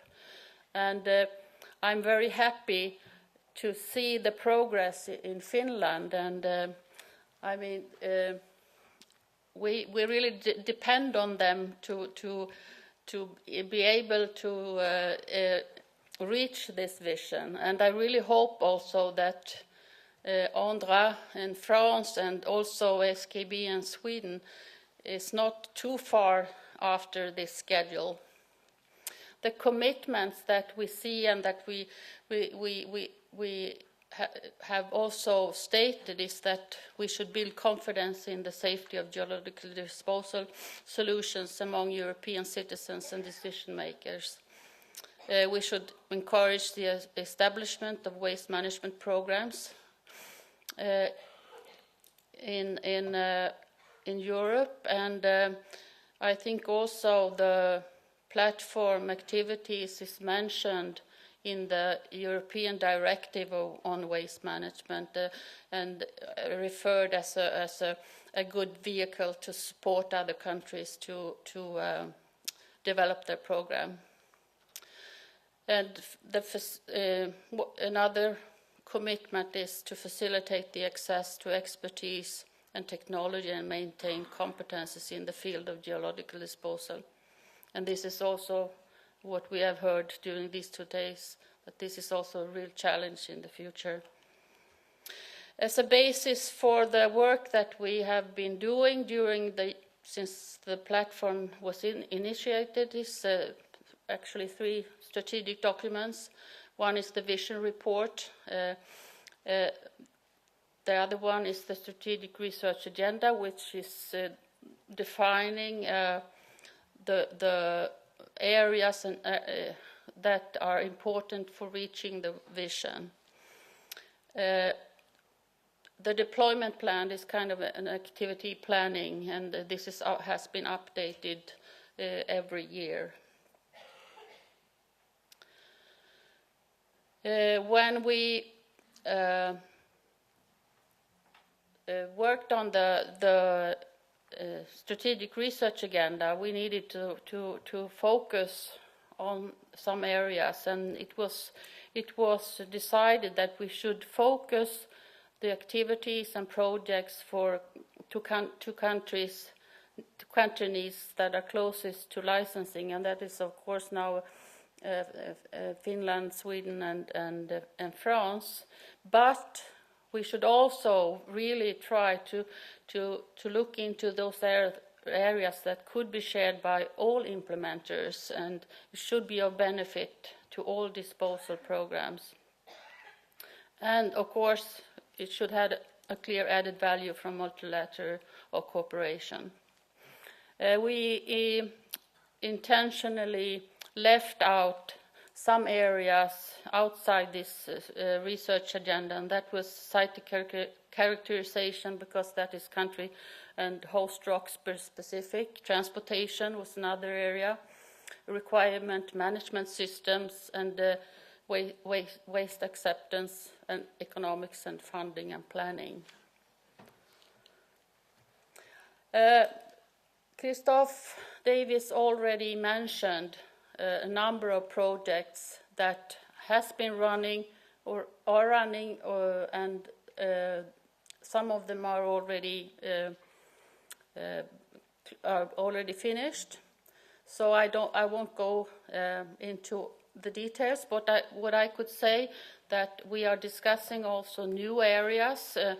We had an exchange forum in Spain in October, and we were discussing four more areas which could be of interest for cooperation. That was industrialization and optimization.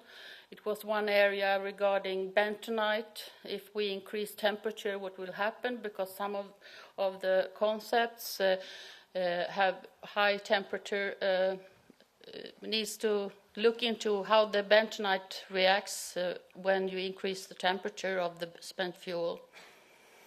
We also had a working group in this meeting on canister design, and I know that we had representatives from Canada participating in that working group.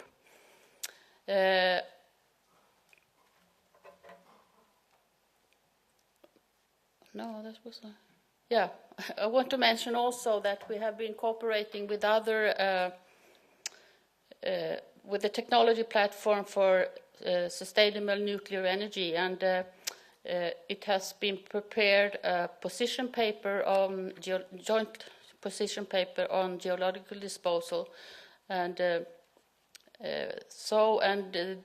cooperation and contacts with SNETP will continue also in the future. So I think that was it. Thank you.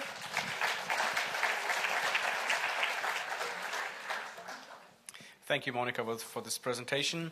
We might have time for some questions. Are there questions or comments about the the platform?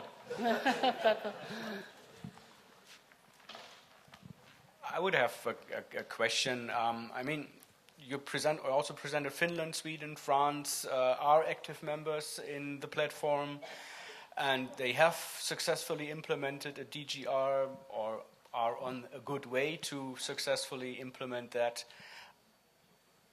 Other member countries of the platform were less successful. I don't think because of technology problems or open technology challenges. Most of them because of lacking confidence in their societies or lacking political support. Is the platform also doing some work on these areas, or are you strongly focusing on technology support and R&D? I would say that technology and science or natural science is the focus of the platform, of course. We were criticized a few years ago by the civil society, so to say, that they were not involved in our projects. So this is something that we are thinking about in the future projects, how to deal with that. But it's a technology platform, so yeah. Okay.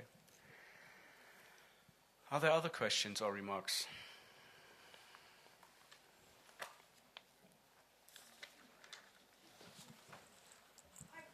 There's a question. Okay.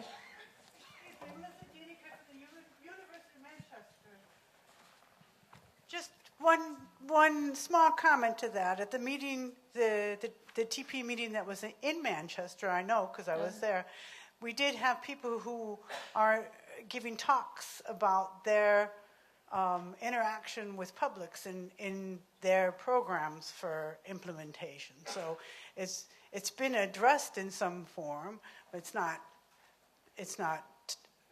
it's in there somewhere, and it has been a theme at that one particular meeting. And it was a very interesting one. I learned a lot there, as a matter of fact. Yeah. I mean, in the projects that we have, we usually have groups also from regulators, from other stakeholders to follow the project. Of course, I mean, we are talking about transparency. There's no secrets in the project, so we have to be open with all the results. I could also mention now that this platform does not have the support, the economical support from the European Commission, so it's purely actually a platform for the implementing organizations together with, of course, other stakeholders in the future.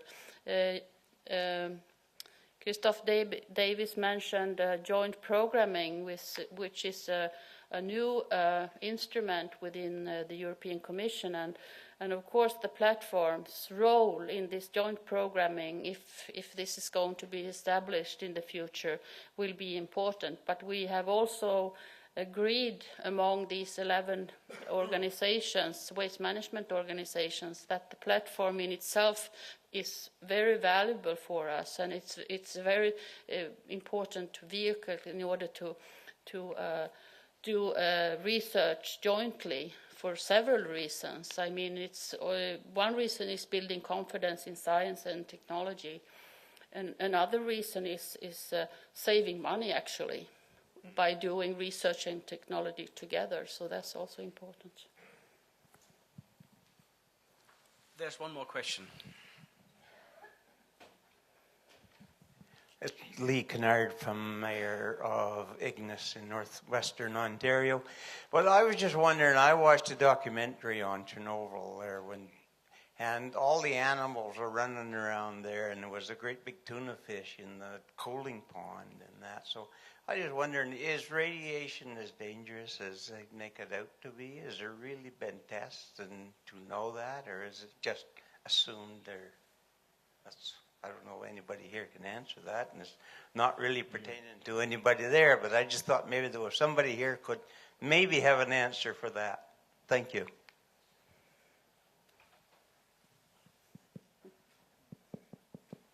Did you give me the microphone? Okay. Well, radiation is dangerous if you exceed a certain level of exposure. But this level of exposure is orders of magnitudes higher to endanger man or a species as compared to the safety levels we are talking about. I mean, we are talking about 1,000 millisievert and above, where you really see effects due to radiation exposure. And here we are talking about 0.3, 0.1, 0.2 of the same unit. So there are worlds in between the level where you endanger man or species from the animals or the environment. But this does not say that people feel that. I mean, there's a huge misconception in public opinion between the facts we are having and the feeling people have. And this is why I said before, and I say that to you again, I spent 5 years in Japan, the last 5 years. And people say, well, you can say what you want. We don't trust you. So we have to build trust. We have to communicate what we know. And we have to communicate that in a language people understand. We have to put these risks due to radiation into context with the risk of life. You said chemicals and other things. So we have to tell people, you're living in a risky environment. And this is the contribution of ionizing radiation to your life risk. If we just insist that 1 millisievert, 0.1 millisievert, 0.01 millisievert is safe, this is not convincing. People have to understand that in the context of their living environment. And this is not trivial. This is why I said we have to do something to really develop messages people can understand. And these messages are not, this is a number, believe it or not. Thanks for the answer. To give our last speaker enough time to present, we have to continue in our agenda. Our next and last speaker in this session is Mr. Thomas Ernst. Mr. Ernst, as we heard yesterday, is the Chief Executive Officer of NAGRA. He is also the chair of EDRAM, which is the International Association for the Environmentally Safe Disposal of Radioactive Material, and he is chairing this organization since May 2016. He has held many senior management positions in Switzerland. He was the CEO of Eberhard Recycling AG in Kloten, which is in the Canton Zurich. And in 2004, he became the CEO of NAGRA. No, in 2006, sorry. Mr. Ernst is also a member of the Swiss Federal Geological Commission since 2008. And today he will share with us his views of the added value of EDRAM in managing radioactive waste. The floor is yours. Thank you, Michael. Well, yesterday it was really an honor to give you the first presentation of this year's conference. Now I don't know whether it's an obligation or an honor to give the last. If I look into the audience is getting smaller and smaller. But if I look into your eyes, I can see that the most interested and most enthusiastic part of the audience is still here, and that motivates me a lot to give this speech at the end. Now, if you could give me my first slide. Yeah, who is EDRAM? That was pretty fast.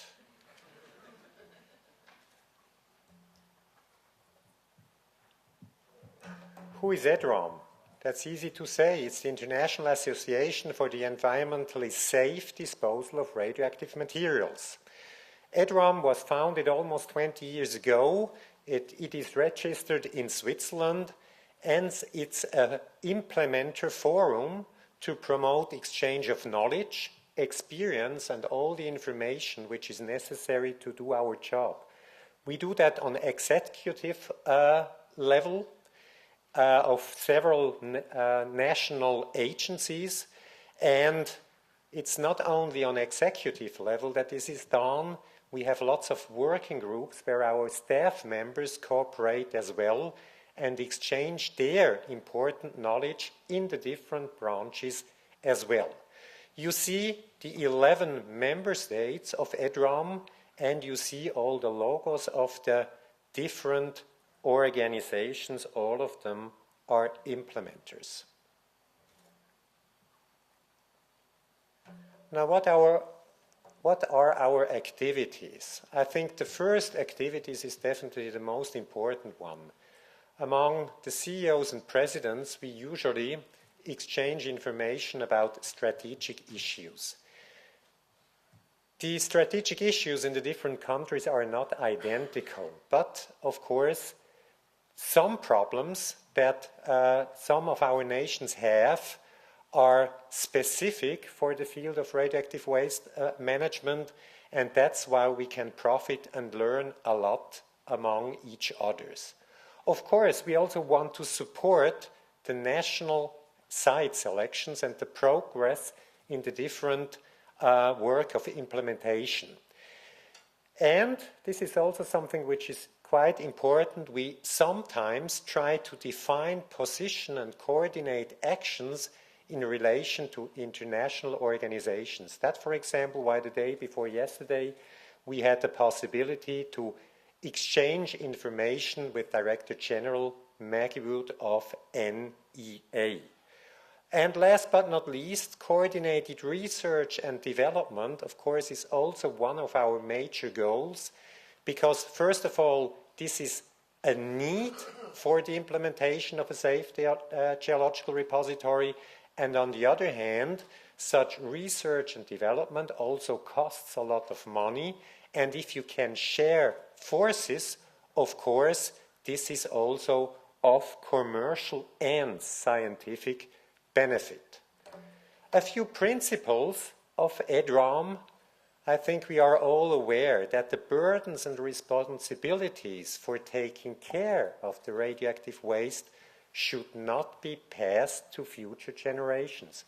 Our generations, we all here, we had the benefit of the electricity that was produced in nuclear power plants.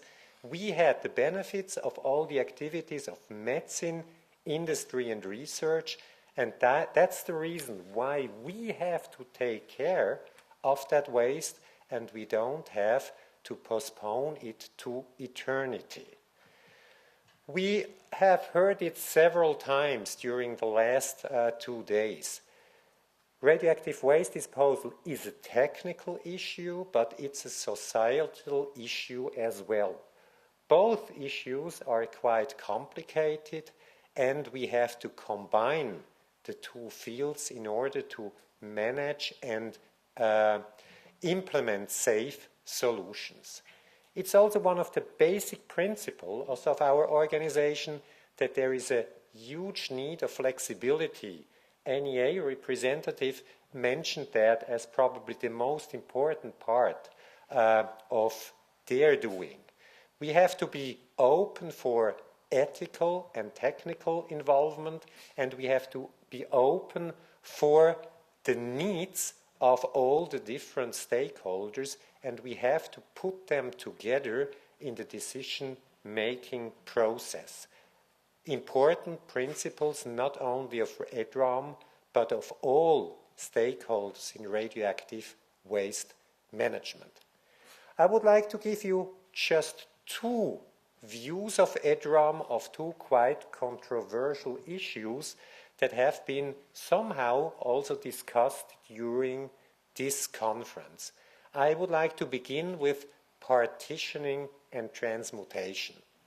Of course, partitioning and transmutation is a possible complement to geological disposal, but it does not make it unnecessary. When we are out and discuss with people in the siting region, I think all around the globe, sometimes we hear, well, deep geological repositories are old-fashioned. You are simply burying the waste. That's not a high-tech solution. In the future, we will have better solutions, so it's much better to wait and see what future developments will bring. EDRAM does not agree with this opinion, because whatever will be in the future, whatever technologies we will be able to use in the future, there will always be some kind of waste. And in the field of radioactive waste management, also this waste will have to be disposed of in a safe way. And it has to be taken care in a long time scale. Maybe in the future we may be capable of reducing this time scale by 1 or 2 orders of magnitude, but still you will have waste, and this waste have to be disposed away from the biosphere, and only geological formation can assure long-term stability in such timescales. The other quite complex topic are multinational approaches. That's also something we hear quite often. Well, maybe in our country, I don't call which country I'm talking about, just in one specific country, there might not be the best or the most optimized or favorable geological conditions for geological disposal. Well, you don't have to find the most optimized location around the globe. You have to assure that you have boundary conditions that assure long-term safety if you talk about high-level waste or spent fuel over a time span of 1 million years. we don't have to be better than perfect. This is not an issue that should guide us in the future.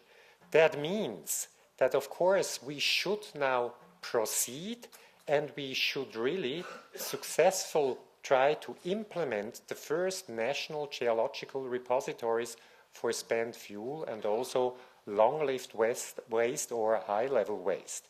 And this has to be done in the next decade.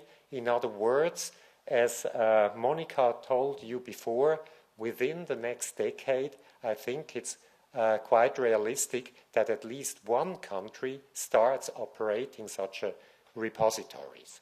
It's also important that every country has the right to prohibit the import of foreign waste. Nobody can be forced to import somebody else's waste. This is also very crucial, and I think most of the countries that have the most advanced program have in their legislation some sort of a prohibition of the importation of waste. And then, last but not least, concerning multinational approaches, shared storage or disposal solution, they have to comply with international obligations and international accepted safety standards. Only suitable, long-term safe solutions are acceptable, and I think this is really an ethical issue and nobody can do it in another way. So, if sometimes there will be an international solution which fulfills all these criteria, of course, everybody is free to use such a solution.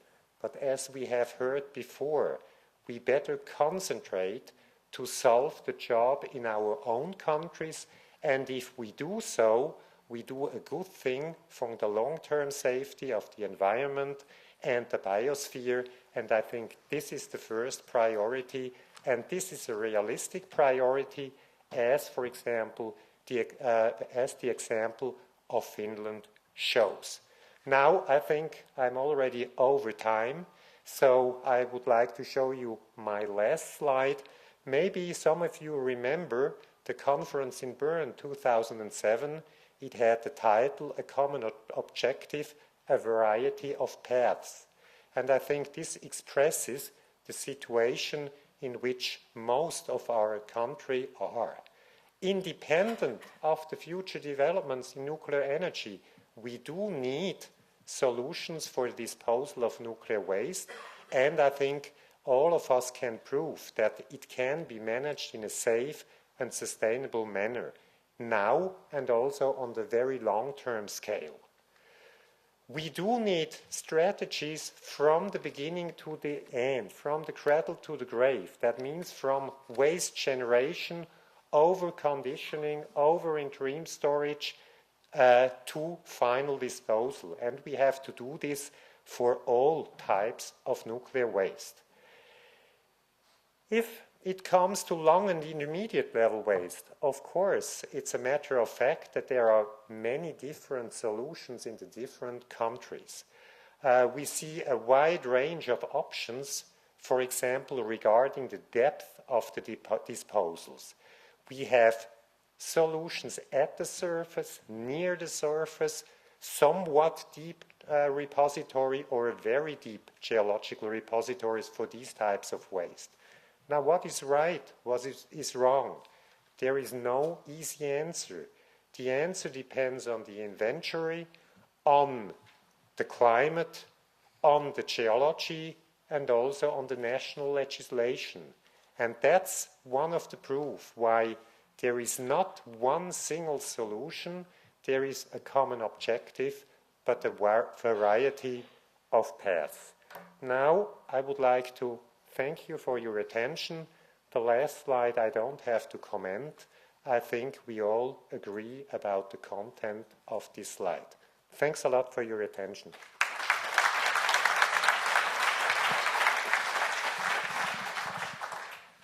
Thank you very much, Thomas, for this presentation. I have a quick question. The EDRAM is really a closed club, right? No, it's not a closed club. We have 11 nations, and that doesn't mean that additional nations would not be allowed to join us. They have to fulfill some criteria, and sometimes there are applications, and if the application fulfill the criteria, of course, we are willing and open to accept also new members. Okay, thank you very much. We have 5 more minutes maybe for some general questions or some statements or remarks. I see a hand over there. Yes, my name is Andy Major from Ontario, Canada. For several years, I've heard the term low and intermediate radiation and also high-level radiation.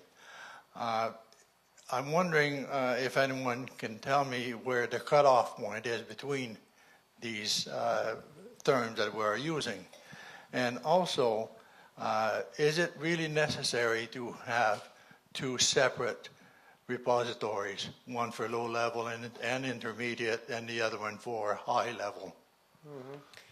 I think to distinguish between high level waste, spent fuel, and low and intermediate level waste is relatively easy. Everything which has to do with spent fuel or the residue of reprocessing, that's the vitrified high-level waste out of reprocessing plants, is considered as high-level waste and has to be disposed of in a deep geological repository. All the other wastes do not have to be disposed of by definition in a deep geological repository. But you know, it's not that easy to give a general rule because the inventories in the different countries are very different. Now, why don't we put everything together? That's a question of the chemical and radiological behavior of these waste types. Low and intermediate level waste behaves different, has different properties, and can be disposed of in, let's say, a little bit easier ways than the high-level waste and the spent fuel, where you have to consider a period, an observation period of up to 1 million years until the decays guarantees you a level when a danger for the biosphere is not available anymore. There's one more question.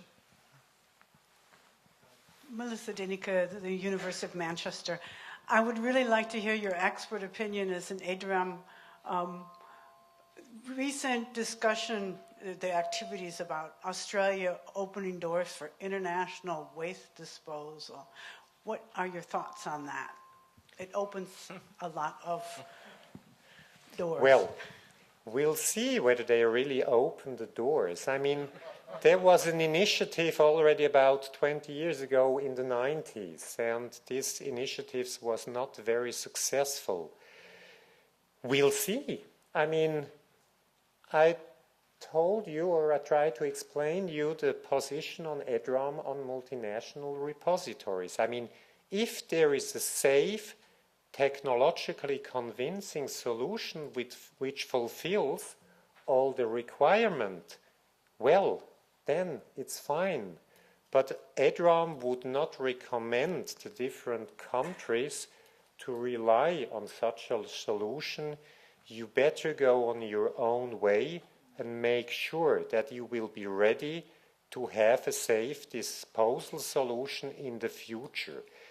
Before you go and construct a repository, just look around whether there is an alternative.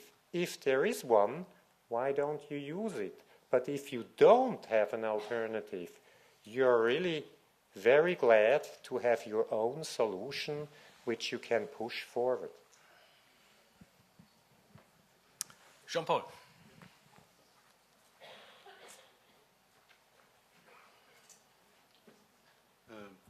If you allow me, Thomas, just to complement a little bit. We always speak about sharing the repository, but we have to share much more than that. We have to share all the waste management system, because the repository will have criteria for the waste that has to be disposed of in that repository, and all the countries participating in such an operation have to apply the same system and follow the same waste acceptance criteria.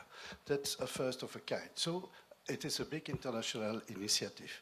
The second is that we have, of the countries sharing a repository, share also the long-term responsibility of the existence of the repository. And it is an unresolved juridical question at the time. We have one more question over there. Alan Old Group. Talking about disposal of high level and intermediate and low level, is it not simply a question of economics? Because the volume of the low level and intermediate is far greater than the high level. So to put everything together, you need a whole big repository, whereas if you split them up, you can make more economical disposal facilities. It's not in priority a question of economic. It's a question of chemical behavior and radiological behavior. And of course, it doesn't make sense to put a very low-level waste in several hundred meters below ground. I mean, this is safe, and some countries do really have something like that in their legislation. Switzerland is a typical example. All waste which is produced in Switzerland has to be disposed of in deep geological repository. That's mandatory by law, but that does not mean that other solutions are not safe. It's a question of the national legislation.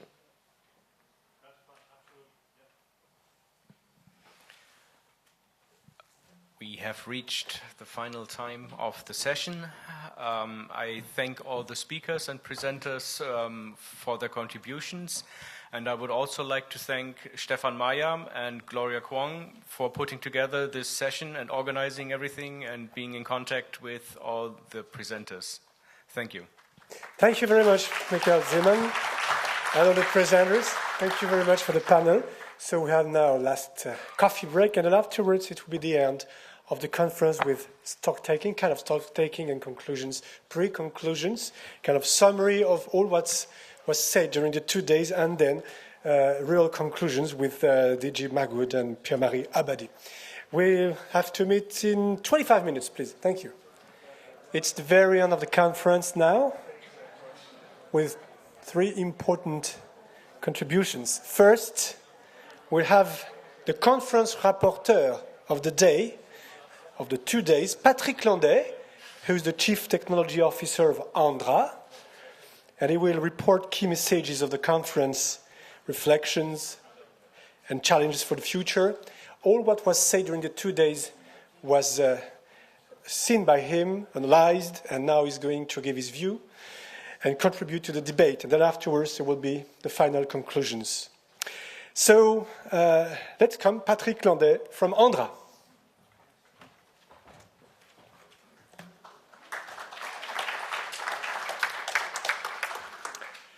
Thank you. Wrapping up, in order to take stock of such a productive presentation, exchanges, discussion is not that easy.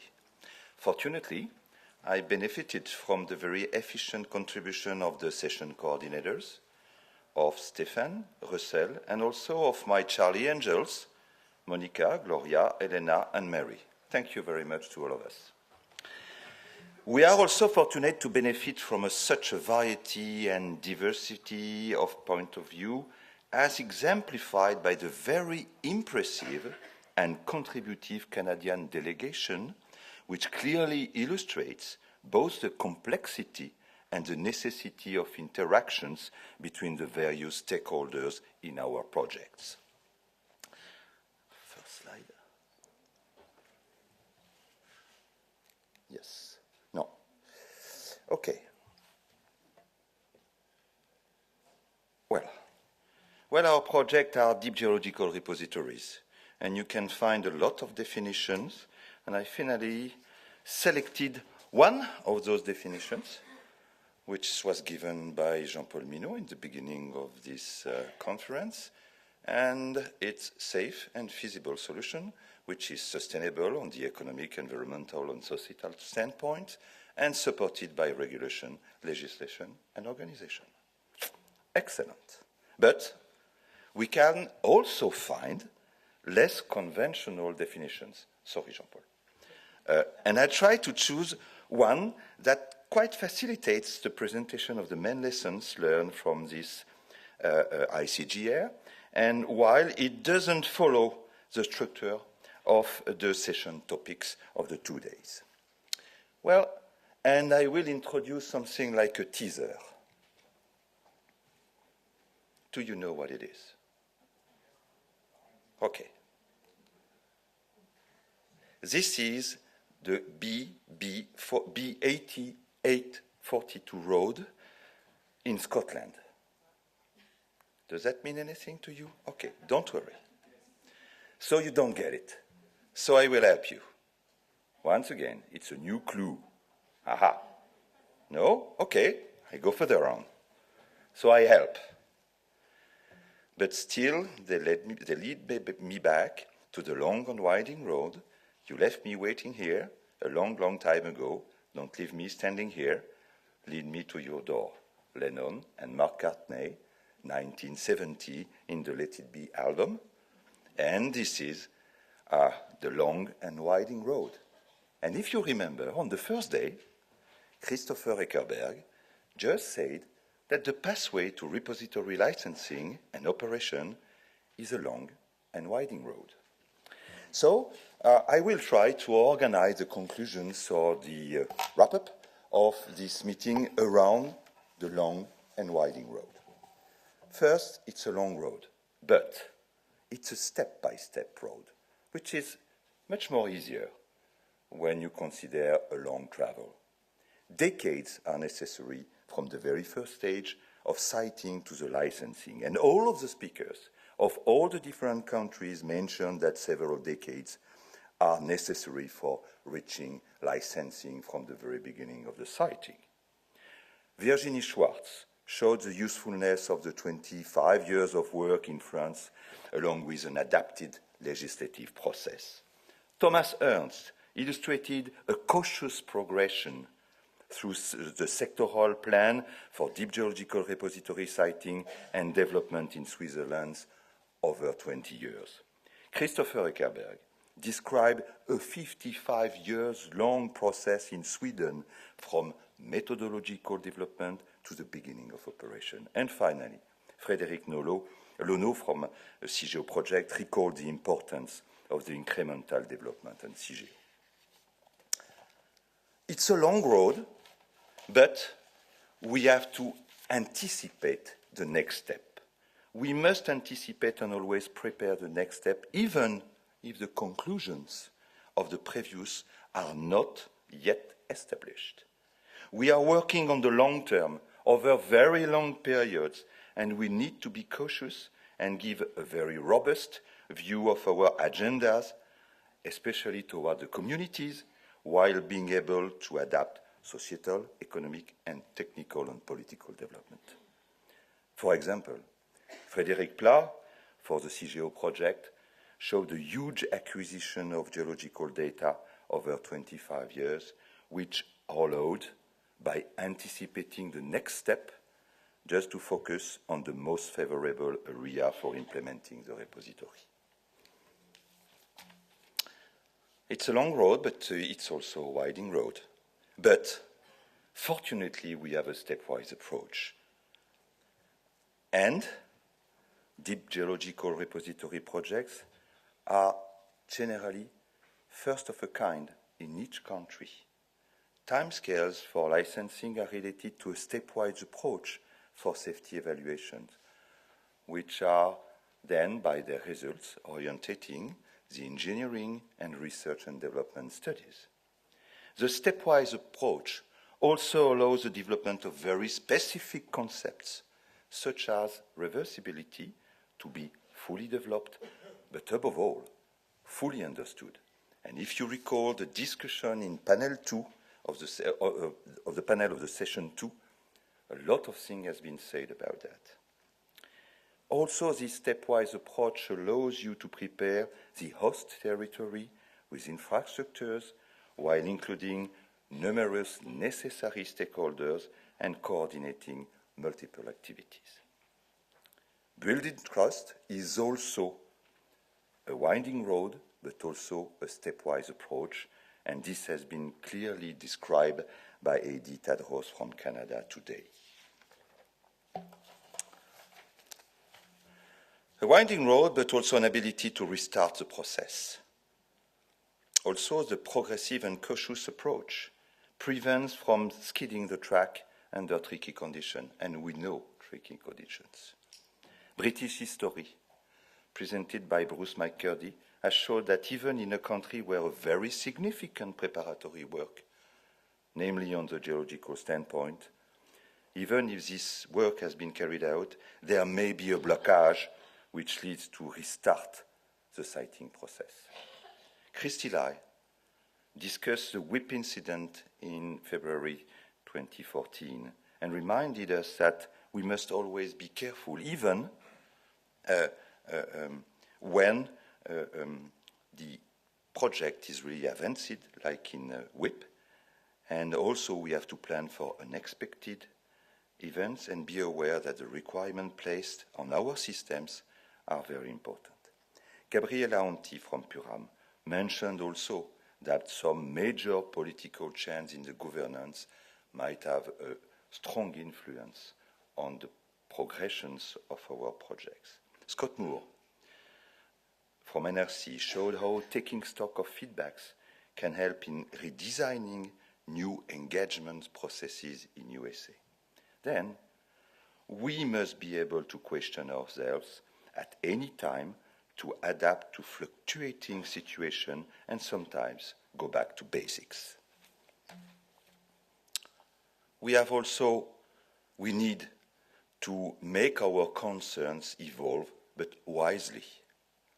Since 1999 and the first ICGR, the main issues discussed in this conference have shifted from challenges to progresses, to common objectives, and then to commitments, and finally to implementations. In previous years, the concepts and experiences we have discussed included geology, inventory, feasibility, radionuclides, siting, safety case, long-term safety. But during those 2 days, we have discussed new challenges, such as licensing procedures, organization of operations, cost estimates, local development, operational safety, and the importance of a continued engagement. Establish durable relationships that will sustain projects through their operating phase and beyond is also very important, as noticed by Joaz Fatshela from FSC. And finally, each country needs to find a safe and effective way forward, which was pointed out by Bill Magwood in his introductory talk. Then I can conclude this by taking your time is the best way not to lose. This is from Nicolas Bouvier, a Swiss writer who died 2 decades ago. From all the presentation and discussions, I extracted some shared key factors for success. Not all are present in this slide, but most of them. Build a project on a robust basis for safety. Keep ensuring a strong engagement of all stakeholders. Ensure planning reliability. Credible and independent regulators are really requested by all the stakeholders of such type of projects. Continued research and technology for accompanying the licensing, the construction, and the operation processes to update the safety case, to incrementally take stock of the technology progresses is necessary. Choose the right framework also, the scale and the focus to define the dialogue. Win-win is a process we have to keep in mind between the implementer, the regulator, and the communities. And finally, the national commitment supported by Parliament is needed, but as well as a commitment supported by elected representatives, as it was shown today in different presentations. Finally, I would say that Jan Moka provided us the elements of success that led to a successful licensing process in Finland. Finally, all of you just mentioned that we still have to foster international cooperation. Bill Backwood's welcome address, Bonjour mes amis. That's very impressive, especially for Director General of NEA, to welcome everybody just saying Bonjour mes amis. And beside this, it just says that making progress as a community is important and that we are to share a safe and effective way. International cooperation is integral to scientific progress, but industrial cooperation has to take into account the protection of interest in patents and intellectual property. And then we have to face this new phase of cooperation, which will be more and more focused on industrial processes and to prepare the way we will be able to cooperate together. We build on each other's successes. We have to learn together and to go further. This was put forward by Andrew Wiffis. It is important also to hear from the USA that such a great nation of scientific and nuclear research still benefits from international cooperation for establishing the new foundation for restarting the RD&D on disposal. And finally, there is a real relevance in having regular, I would say, really regular exchanges and multilateral actions conducted within international organizations like NEA. But international cooperation needs something else. For cooperation to work, it is necessary for people to be involved in building bridges, in gauging differences, in facilitating exchanges. Programs are important, but the international governance tools are also essential. But those who are at the interface have a vital role in establishing the dialogue between us as well.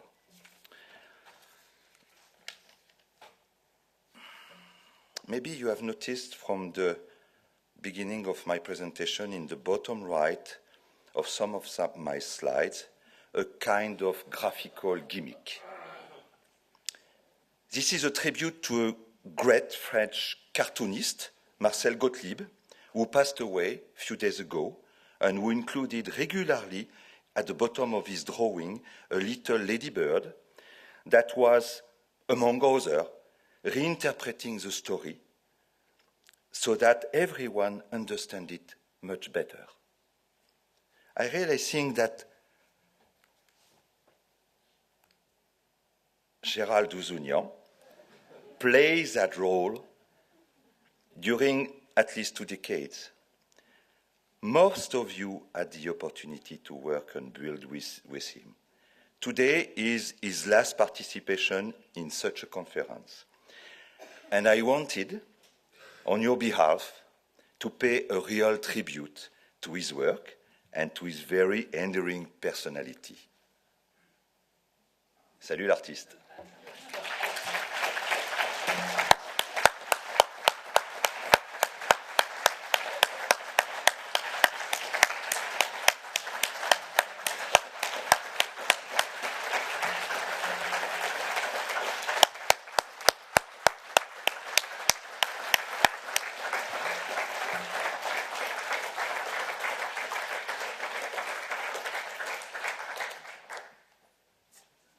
Merci, Patrick. Patrick, thank you so much. I spent almost 30 years with all of you, and it was really a great pleasure working in this international environment, building together. The day-to-day life is not so easy, but when we look behind us, we see all the progress which was achieved, and I cannot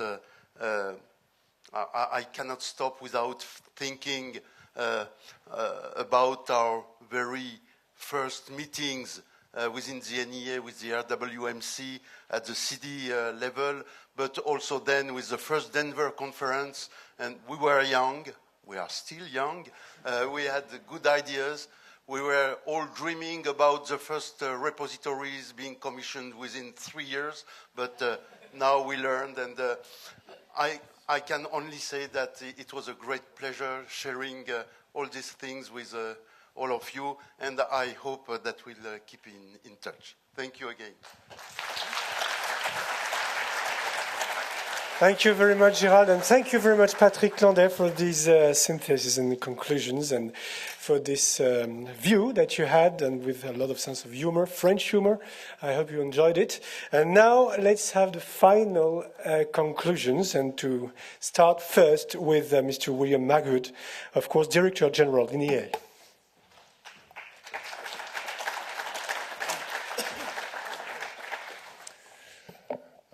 Thank you. And here we are at the end. It's been a very, very fruitful few days here in the conference center of the OECD. You know, it's the OECD, you can tell. They put OECD on everything. I've been able to hear a lot of the speakers, not everything, but what I've heard has been very impressive. It's been an excellent few days, and we're very pleased with the turnout and with the quality of the presentations and discussions. And I'd like to thank Patrick. Where did Patrick go? For a fantastic, there he is, so hiding over there, for a fantastic summary. We appreciate that very much, Patrick. Thank you. Well, you know, one of the main objectives of this conference was to gather leaders from the nuclear field to report on the progress that we've made over the last several years in radioactive waste management. I think we all can consider that that objective has been achieved. For that, I'd like to thank the program committee. They've arranged an agenda that included very impressive speakers on radioactive waste management who facilitated very provocative and thought-provoking discussions. Yesterday and today, we received the latest information from many advanced national programs and on our DGR development. The milestones achieved to date are very encouraging. It's clear that significant progress has been made since the ICGR in 2012, and it's through the dedication of leaders such as we have with us today that we've been able to see those advancements. It's been interesting for me to, even though I've been in this business for a long time, to think about what we've learned from these discussions. And I really have begun to think about the situation a bit differently. I look at the fact that the process that's used to determine the site and location and nature of a repository is as important as the technology and the science. That's something that perhaps we knew, but this discussion, I think, brought that out. I've had to think about the fact that operations and execution is something we should be thinking about right now. Not just operations of a facility to avoid situations such as we saw in the WIP site in 2014, but we have to think about transportation, which is going to be an extremely difficult and contentious issue for all of us. Execution will be very important. And as Dr. Weiss pointed out, once a repository is closed, there's not much we can do about it, so we better get it right. These are things we're thinking about. We've also been able to see that the safety case is effective beyond just demonstrating safety, but it's also a great communications tool. Although, as Dr. Weiss also pointed out, how we communicate that's something we still have to work on. How do we take the very technical nature of a safety case and translate that into something that can be used for the public so that they can gain confidence as well? As we heard in one of the sessions this afternoon, it's particularly important to stress the significant role of international cooperation. Of course, that's been the theme of this discussion over the last few days. For the NEA as an international organization, one of our goals is to promote cooperation between member countries in supporting national programs and to share valuable knowledge and experience as a means to ensure the long-term safe management of radioactive waste. Together, we and our colleagues at the IAEA, EDRUM, ICRP, and many other organizations can help assure that that safety is achieved. Well, let me take a moment to thank you. All of you came to this conference and shared your ideas and shared your thoughts with your colleagues, and without you, this could not have been a successful conference. So thank you very much for being here, especially those of you who came from so far away, from Japan and Korea, from the United States, and from Canada. We appreciate that very much, especially the very vocal Canadian contingent. Thank you very much for being here.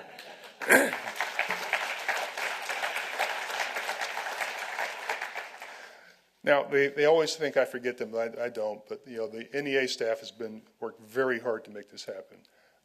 You know, Dr. Mikhail Zeman and his team has worked on this for quite some time. So why don't you all stand up? Mikhail, Gloria, Mari, who else? John, where's John? John, are you back there somewhere? Thank you.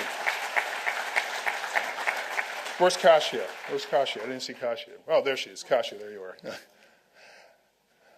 You've all done a fantastic job, and we appreciate that very much. I also want to give a couple of other thanks. And even though he's not expecting to be thanked, because he's Jean-Paul Mignon. I wanted to thank Jean-Paul because I've noticed over the course of this discussion, he's been sort of a central part of to represent the intellectual framework for what we're trying to accomplish. I think I've seen a lot of people turn to him to get his views and thoughts about things as we go forward. And as chairman of our Radioactive Waste Management Committee, I appreciate having him as a resource as we think through these important issues. His experience has been tremendously important to us in the future, but it's not going to be allowed to happen, so I'm sorry. Finally, I think I'd like to also thank the young people who came. Those of you who are still with us, why don't you stand up so everyone can see you for one last time? You know who you are because I met with you the other day, so please stand up. Where are you? There you are.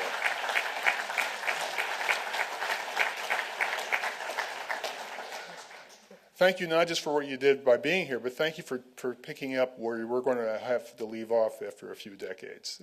This is going to be your problem as we go forward. And for those of you I've had a chance to talk to, I think the problem is in very good hands because you're a very bright, very energetic, very creative group, and we're grateful to have you as our successors to be. We're not done yet, but eventually we will be. So finally, let me thank Andra and the next speaker for their support for putting this conference together for a wonderful event last night, which I'm sorry I missed. I had to do something else last night. But this has been a fantastic event. We look forward to doing the next one 4 years from now. We'll all see who's here 4 years from now. But we're very pleased with this. Thank you all very much for being here. And I look forward to working with all of you to make sure that what we learned here today is fully implemented and that we were able to assure safety in the long-term future. Thank you very much.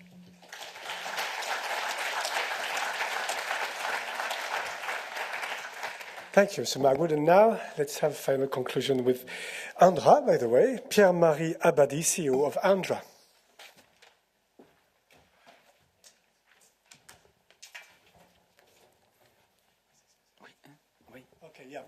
I forgot to precise that this final conclusion will be conducted in French. So please, for those who need it, pick up your headphones. Thanks. Thank you very much. It's up to me to conclude it, to conclude this ICGR conference, and I decided to do it in French. First, it will be an occasion for you to finish with a French flavor. It was also an occasion for me to thank all the translators for those 2 days. It was very important to have it in both languages. It was an opportunity for everybody to share with our local communities their experience. So thank you for the translators.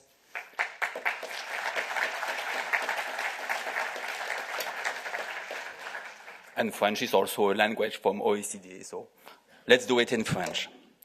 Il me revient donc. Well, ladies and gentlemen, it is now up to me to conclude this 2016 ICGR conference. It's an honor for me. It really was something very pleasant. These 2 days aimed at continuing our engagement. The other objective was to roll out our projects in a very safe way. We've all seen that since Toronto in 2012, we've made considerable progress. These projects have been rolled out. We're moving to something that's more practical and concrete. The first licenses have been granted in some cases, and the efforts in the field of R&D and the efforts in the field of communication with the general public have been very fruitful. Nowadays, we will tend to focus more on security and safety during operations, and will look into the implementation of operational rules and building rules. We'll also focus on the monitoring of large projects that will be here to last. That's one of the reasons why these require support, and Andra and SKB and others can tell you that this truly is a challenge. Patrick Landais said that the next thing to do is to work on the next step, and we've got to do this as quickly as we can. When we get the go-ahead for a site, that's only the beginning of a new story, and that is not easy either, I can tell you. What I gather from these 2 days as well is that now we're talking about something practical, building a site, and therefore what we're doing is not just a faraway image. This is a progressive development. We have been choosing options over time. We have been discussing with several generations, which is what we have to do, which is essential in the correct management of our projects. Reversibility, as was decided in France, is one of the important facets. Now, this is part of French law. The objective is to make progress collectively and to pass on our knowledge to the future generations, each generation having its own level of responsibility. The whole point is that of governance. I'm certain that governance is at the heart of anything we do, regardless of the tools and options we choose in the field of regulation. I think this is also one of the major conclusions. During these 2 days, we have measured progress made by countries and colleagues in countries that are less advanced in terms of their processes. We're all convinced that next time we have an ICGR conference, we'll be able to have a progress report.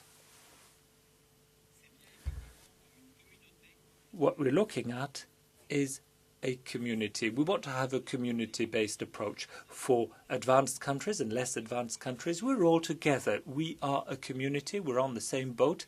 The objective being that we want DGR projects to succeed. Now, my final words are for some people in this room. I'd like to thank you all. Thank you for your trust. Thank you for trusting ANDRA, which has co-organized with NEA this event.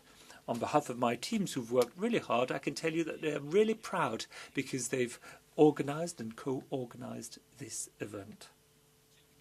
I would also like to thank all of the participants.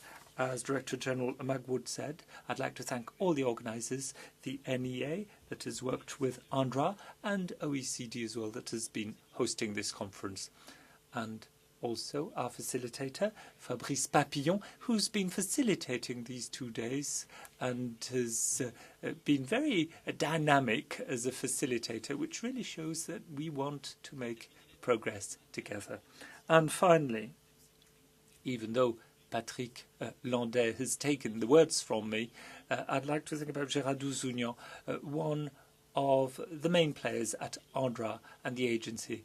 He's essential in our community. I was saying we are a community, the community of the different players in the storage of radioactive waste. I think on my behalf, on the behalf of my agency, on your behalf, I think we can thank him.